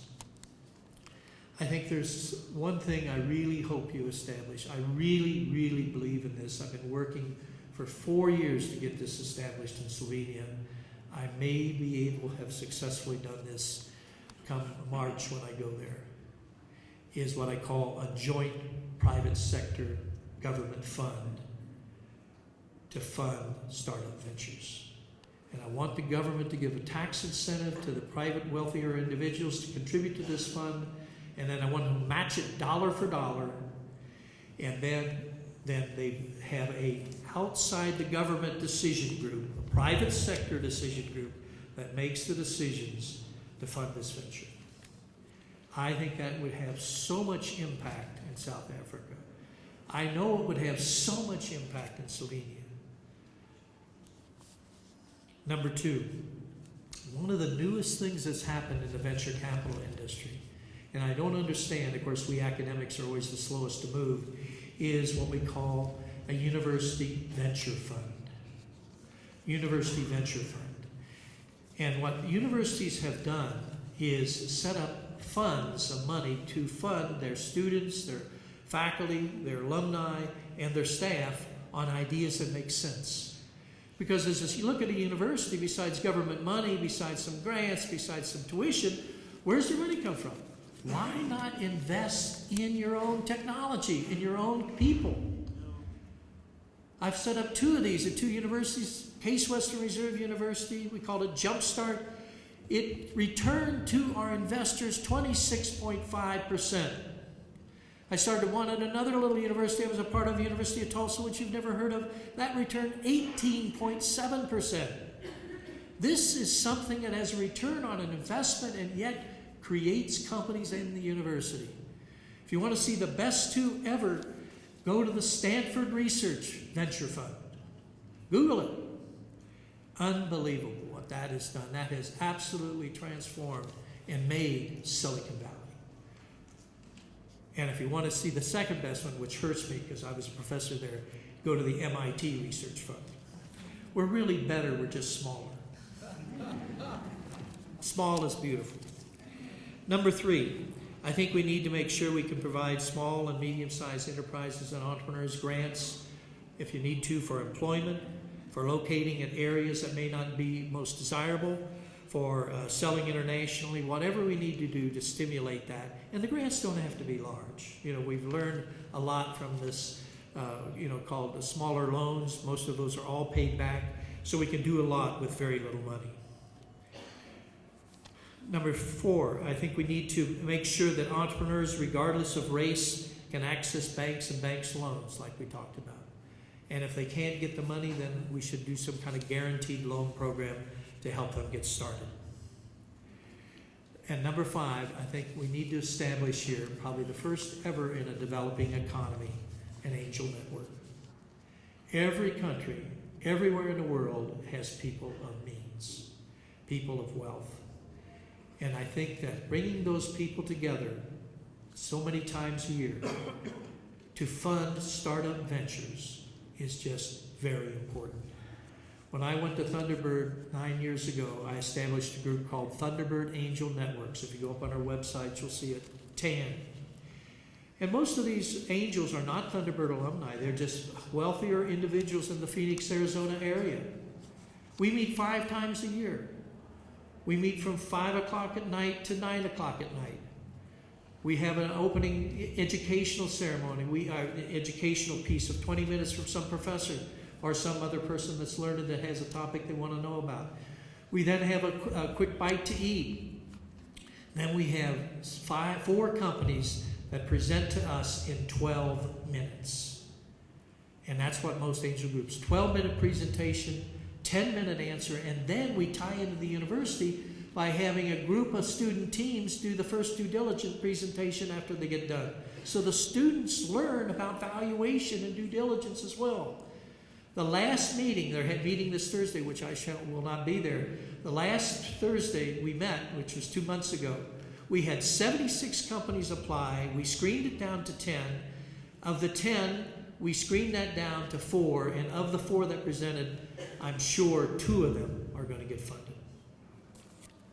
So I like these angel groups. They're all over the world. If you want to look at how big this system is, the computer software is all set up and the mechanisms all set up. We'll be glad to work with you in setting one up. I'm going to try to set one up in Bucharest the next time I'm there because they're very eager to do this.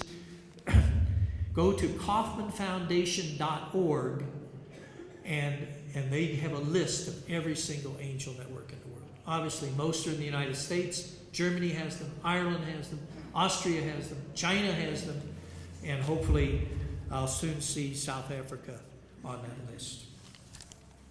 Finally, the entrepreneur themselves. How do we help people become the stature and the success of our honored guest here? That's the question that needs to be asked. I want to look at that in several sectors. Number one is education. And I really believe education plays a role in this. Not for that part, that 10% over there, or 2%, 2.5%, but it really helps. So I think we need to encourage universities to have various classes in entrepreneurship of a lot of different subject matters. When I went to Thunderbird, they challenged me and I said, I'll tell you, in 5 years we're going to build for you the best global entrepreneurship center and the best global entrepreneurship program in the world. And we're there. We create a course. We have a course in franchising. We have a course in business plan. We have a course in financing your venture. We have a course in growing your venture. We have a course in starting your venture, and we have a course in family business. Because if you look over the world, family businesses, if you say that if a family owns 20% of their company or more or controls that, that's a family business. That's 80% of the companies in the world are family businesses. And in developing economies, the family businesses usually are the strongest element of the economy. And you can even be a publicly held company and be a family business. Ford Motor Company, the family owns more than 20% of the business. They are classified as a family business. Number two, we need to establish some very unique programs. I think one of the bad things about universities is we're sort of walled silos. And it's time for the walls to go. And one way for these walls to go is to create cross-university programs. I love these. At Case Western Reserve University, now Thunderbird is a freestanding business school, so we don't have any outside science. I have a Master's of Science and Entrepreneurship with the departments of Physics, Chemistry, Statistics, Biology, and Mathematics. There's people that want to learn a little more about their discipline, don't want to get a PhD, but know that a master's in physics doesn't do much. You throw in entrepreneurship, a little business training, it does a lot. Went to the engineering school. I said, how about a master's of engineering entrepreneurship? We got it, the first one ever in the United States, where people that got an engineering degree come into this program, and in 1 year, 30-hour master, 10 courses, they leave with a master's of engineering entrepreneurship. I've done a lot of work in Vienna because of living in Hungary in 1989. The Technical University of Vienna and Wirtschaft University, the business school, said, why don't you help us create a really neat program? So we now have a Masters of Innovation Entrepreneurship. 30-hour masters. People come from Russia, Ukraine, Bulgaria, obviously Germany, Austria, Romania, and Spain to come to that program. I just taught the class 3 weeks ago. And they end up with this master's degree from 2 universities in understanding entrepreneurship and have the technical competency to do it as well. So we need to establish these unique programs that can cross over between disciplines in the university. Number 2, we need to have training programs. And I think the training programs can actually start as low as the high school level. I put in place a business plan competition in Moscow. This was in 1995, 4 years or 5 years after the wall came down. These high school students loved it. Now, were they businesses that are going to be the next Googles or Microsofts? I don't know, probably not. But they really got engaged in the thinking process, and you could see their creativity getting together. And we gave prizes, they made presentations. Even some high ministry officials came down to watch them, and it just became a big thing across various high schools in the Zelenograd area, where I created the Zelenograd Business College. And it really made a difference in that. I think we need training programs, and remember, we got to think of both the urban and rural population. You got to have a training program in creating a business plan. You got to have a training program in how to start a business. You got to have a training program in how to finance your business. You got to have a training program in how to grow your business. So all these functional business areas we've talked about need to have these short training programs, and they need to be delivered at times entrepreneurs can do it. They're not going to sit there for 3 straight days. Their business will fail. They got to be delivered in modules and times that make sense for them, so that they can learn these things and what they're about. Number 4 is we need to establish an entrepreneur achievement and recognition program. I think it's so important for people that they're recognized for the success they had. Whether that be the Entrepreneur of the Year award, and you could probably get Ernst & Young right here. They do one in the United States. They'd probably fund this. I'm sure if you put enough pressure on them, I know they would. They did in one of the countries I worked in. Entrepreneur of the Year award, where you can make it a nationwide thing and really then present, or you can make it regional, you can do whatever you want. Or the Family Business of the Year award, or the Startup Entrepreneur of the Year award. It's just recognizing people that are willing to do those things, take the risks that the doctor did, and persevere and do it. And I think that's so important. And finally, and the thing I mentioned before, my last comment on this, I really believe in mentor programs. I really believe in mentor programs. And I don't know whether you want to do that in a city basis or in an area basis or on a nationwide basis. I think if you had an entrepreneurship mentor program with people on it, the entrepreneurs that are willing to take a few hours every other week to talk to and help other entrepreneurs, you're going to have an environment that's going to be unbelievable. I'm sure Dr. Maponya would be glad to do that. Now I just got in trouble. Well, I want to close, instead of something very dramatic, I want to close with a poem, because I always like to look learned, and obviously so far I haven't. And it's my favorite poem, and I think it describes entrepreneurship probably better than any other single piece of literature I've ever read. Remember, I have an English and math undergraduate degree, so I had to do a lot of reading. And it's a poem set in the stage, and I can just picture it in the hills here in Johannesburg. And the poet sets the stage. The first 8 lines I'm not going to bother with. I'm going to just do the last 4, because some of you, I can tell, do not like poetry. And he's looking down this road, and he sees that the road comes to a bend or a fork. And the poet concludes that poem as the man walked down that road, and he said, "And I took the road less traveled by, the fork less traveled by, and that made all the difference." That's what entrepreneurship's all about. That's what's going to impact this economy. That's what's going to impact your poverty. That's going to impact your unemployment. It's going to make a difference. Thank you very much, Professor. Maybe before I proceed, I would like to recognize his wife. May I ask you to rise, Madam?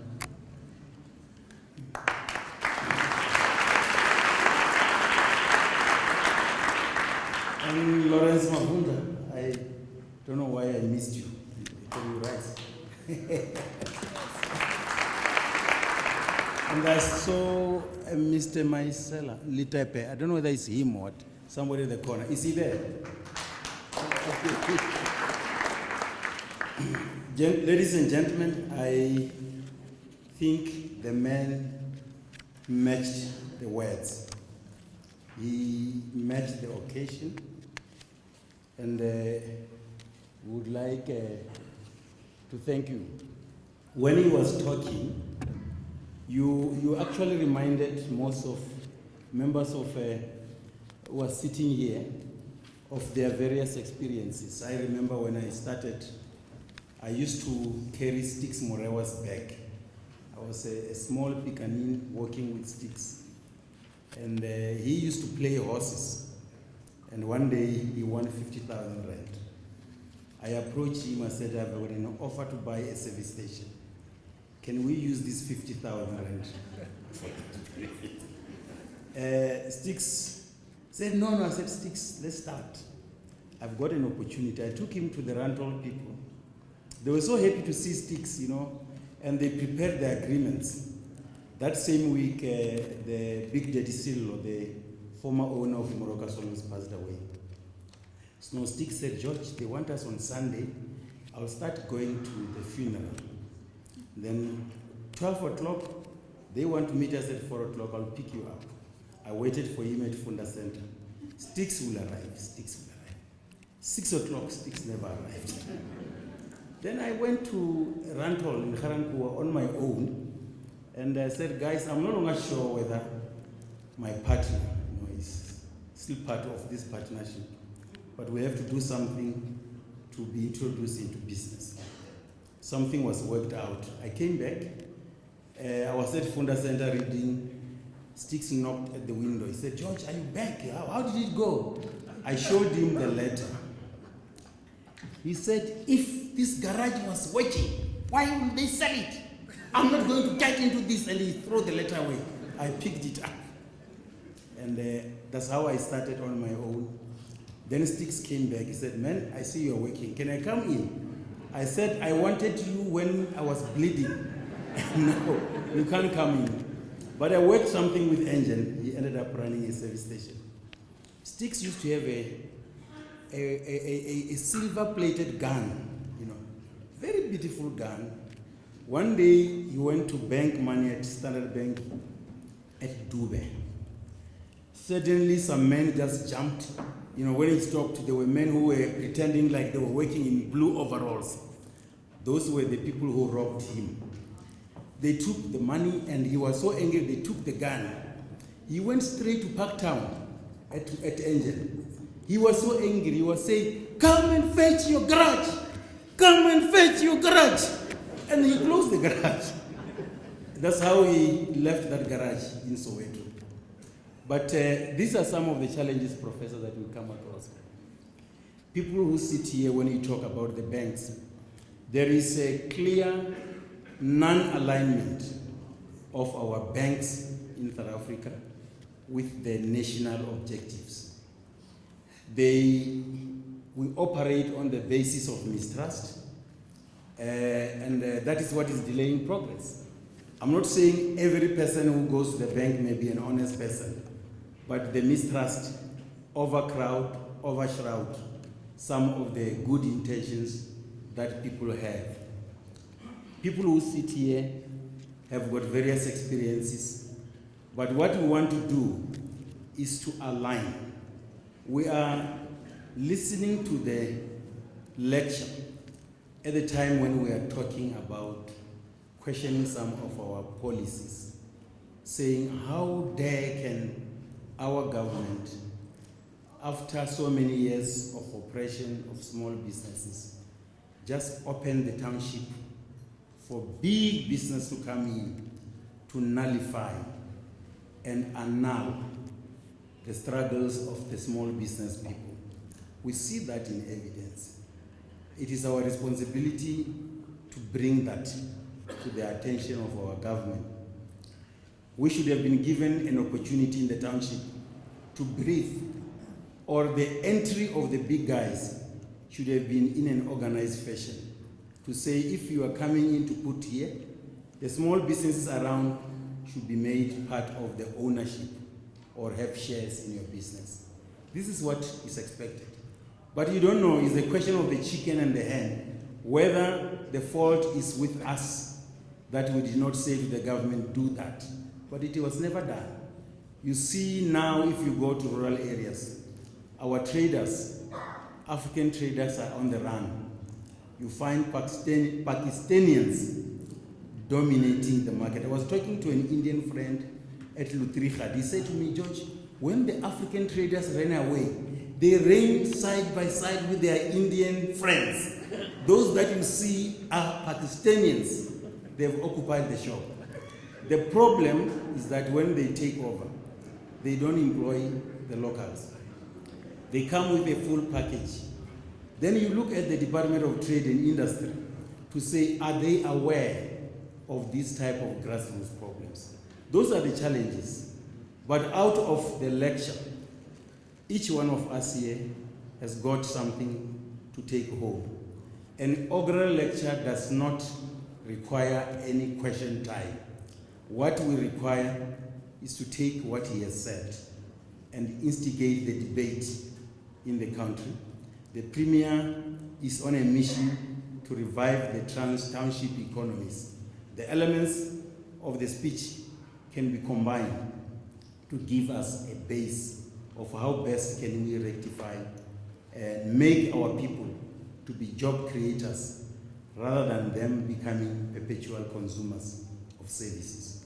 And this is the challenge that does not face only the government. It faces us all. Not the government cannot do everything.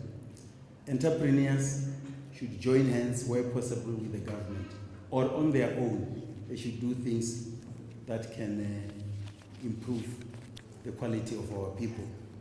We have listened to the inaugural lecture, and I would like now to request a member of the Maponya family, Kisinya Maponya, to take the podium and deliver a vote of thanks. Before I do that, I would like to request Sam Zima and his staff to rise. These are the people who actually were on the forefront of organizing the inaugural lecture. When we started, there's a time when we were lulled, and then we invited Sam to come and be the foot soldier so that we can see our strides. And that is one of the reasons that enabled you to come and become part of this process. Sam, yourself and the team.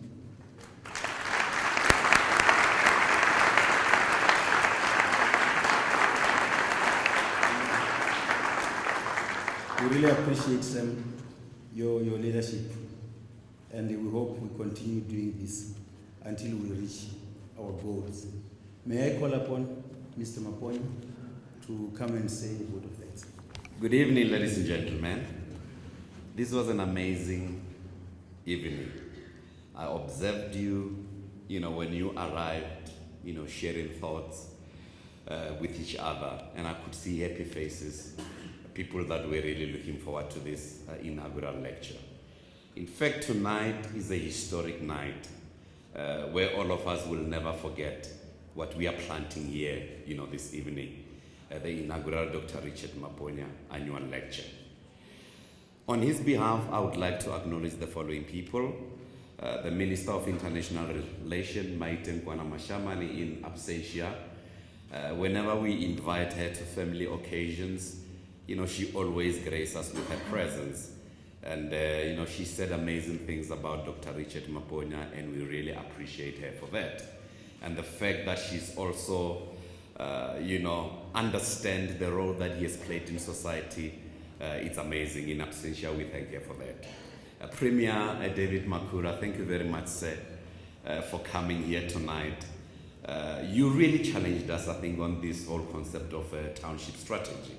How do you really make businesses in townships to prosper and really go to the next level? I mean, you are a man of such energy, wisdom, and understanding, but more than anything, humility. You are available to your people in Gauteng, and we really admire your leadership, sir. I've known you for more than 22 years. You are as sharp, wise, intelligent as you were in 1992 when I met you.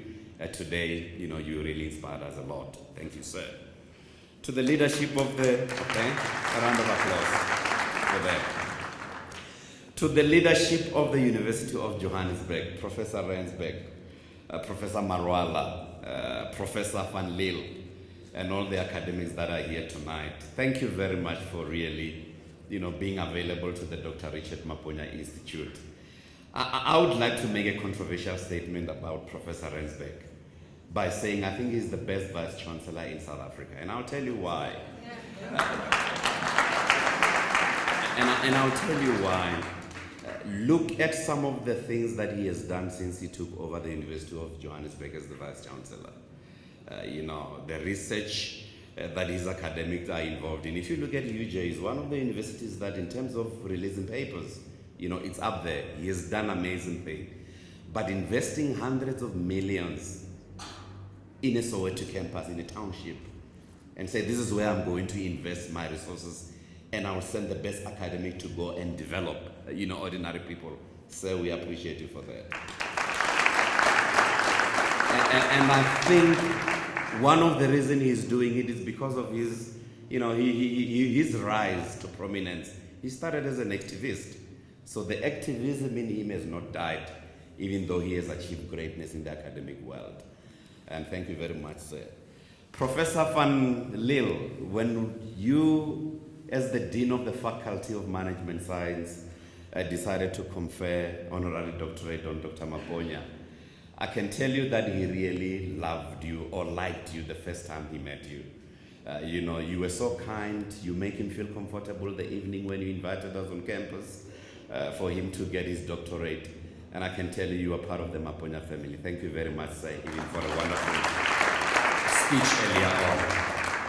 To our guest speaker, Professor Hisrich and your wife, thank you very much, sir, for such a powerful presentation.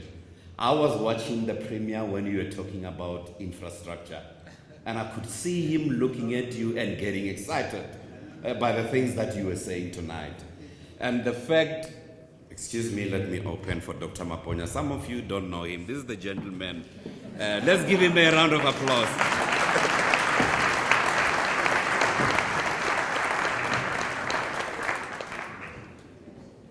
So that's Dr. Richard Maponya for those who don't know him, and those who know him, he always looks smart, He's a smart dresser, actually, Very good man. Thank you, Papa. So I was saying, when you were talking about infrastructure, I should see you, you really touched the premier. And the fact that none of the South Africans yet decided to blow their vuvuzela, instead they decided to ride, you really touched us at a deeper level. Your global insights, your practical examples that you gave tonight, wow, you really gave us more than enough. I agree with George. You exceeded our expectations. We are happy that you are the man who came here to deliver the inaugural lecture. And you are part of us. I think this is not the last time we see you. We are going to be talking to you a lot so that we can learn as we travel on this journey of entrepreneurship. Mr. Tsima and the Comesa team, thank you very much. This man does not miss a deadline. The reason we are so comfortable here and things are going according to plan, he doesn't miss a deadline. He's so driven, he's so amazing. Thank you very much for really showing servant leadership. That's what we need in South Africa. Servant leadership, working behind the scenes, and delivering a world-class, best-in-class inaugural lecture. Thank you very much to you and your team. Dr. Richard Maponya, thank you very much, sir. Tonight will not be what it is without you. Your legacy has always inspired us for many, many, many generations. And we thank you for gracing us with your presence tonight. You epitomize what Professor Hisrich was talking about when he was telling us about the trust factor. This businessman who wanted to trust him first before they can go into business with. You are one of the most trusted business leaders in South Africa. And I think it's because you are a man of values and principles. You don't take your credibility for granted. I still remember the other time when the former President Nelson Mandela phoned you and says, Richard, I have 2 of my relatives in the Transkei who want to get into retail. Can you get them a job? And you are like, well, send their CV and then we'll see what we can decide. No. In fact, they are on the way to Johannesburg. They will be at your house tomorrow morning. It shows that he trusted. But if I phone Richard and ask him to help for help, he will never disappoint me. Your credibility, sir, is second to none. And we thank you very much for that. And that credibility, I think, it's also been enhanced by your own family. Those who don't know, Richard Maponya has got a strong family. His children, all of them, are successful in their own right. You know, and they are all here. Chichi is here, Mabutsi is here, Roy is here, Soli is here, Sisi is here. I'm just going to ask the biological children of the old men to stand up, please. You know, for a few minutes, Chichi, Roy, and yeah, just for a few minutes just to, you know.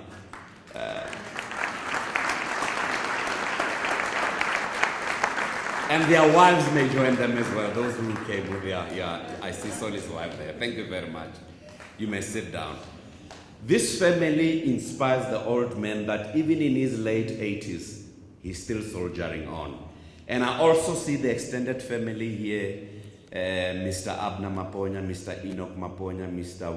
Willie Maponya, Mr. Sanka Maponya, Mr. Tefs Maponya, Sekepe Maponya, Mike Maponya. There's many of them. Even my wife is here, of course. So, you know, I'll make a mistake by not acknowledging her. Where will I sleep tonight? So the Maponya family, every one of you, thank you very much for supporting him. Sir, we appreciate you and what you have done for this country, indeed. Lastly but not least, Program Director, Mr. George Negoda, you have done an amazing work tonight. I always enjoy listening to you. I can listen to you for the whole day. You know, you are an inspiring man, and you come a long way with Dr. Richard Maponya. And that is seen in your commitment to everything that happens. You know, in his life, you're always there. And to all of you media houses that are here, business people, community leaders, government officials, thank you very much for giving us your time and giving your time to this inaugural lecture. We hope that when we invite you in the future, you will still accept our invite. In fact, in closure, we also started with Mr. Semtsima and George Negoda, the quarterly think tanks, which have been blessed by Professor Rensbeck. The first one was held in August in UJ. It was amazing. And on a quarterly basis, we'll be having these think tanks. What Dr. Richard Maponya told us is that this is not a top show. I want to see results out of it. I want to see you guys linking entrepreneurs in South Africa with this institute. So the Dr. Richard Maponya Institute is alive, is real, and we will be talking to you soon when we have our activities going forward. Thank you very much, ladies and gentlemen, for a wonderful evening.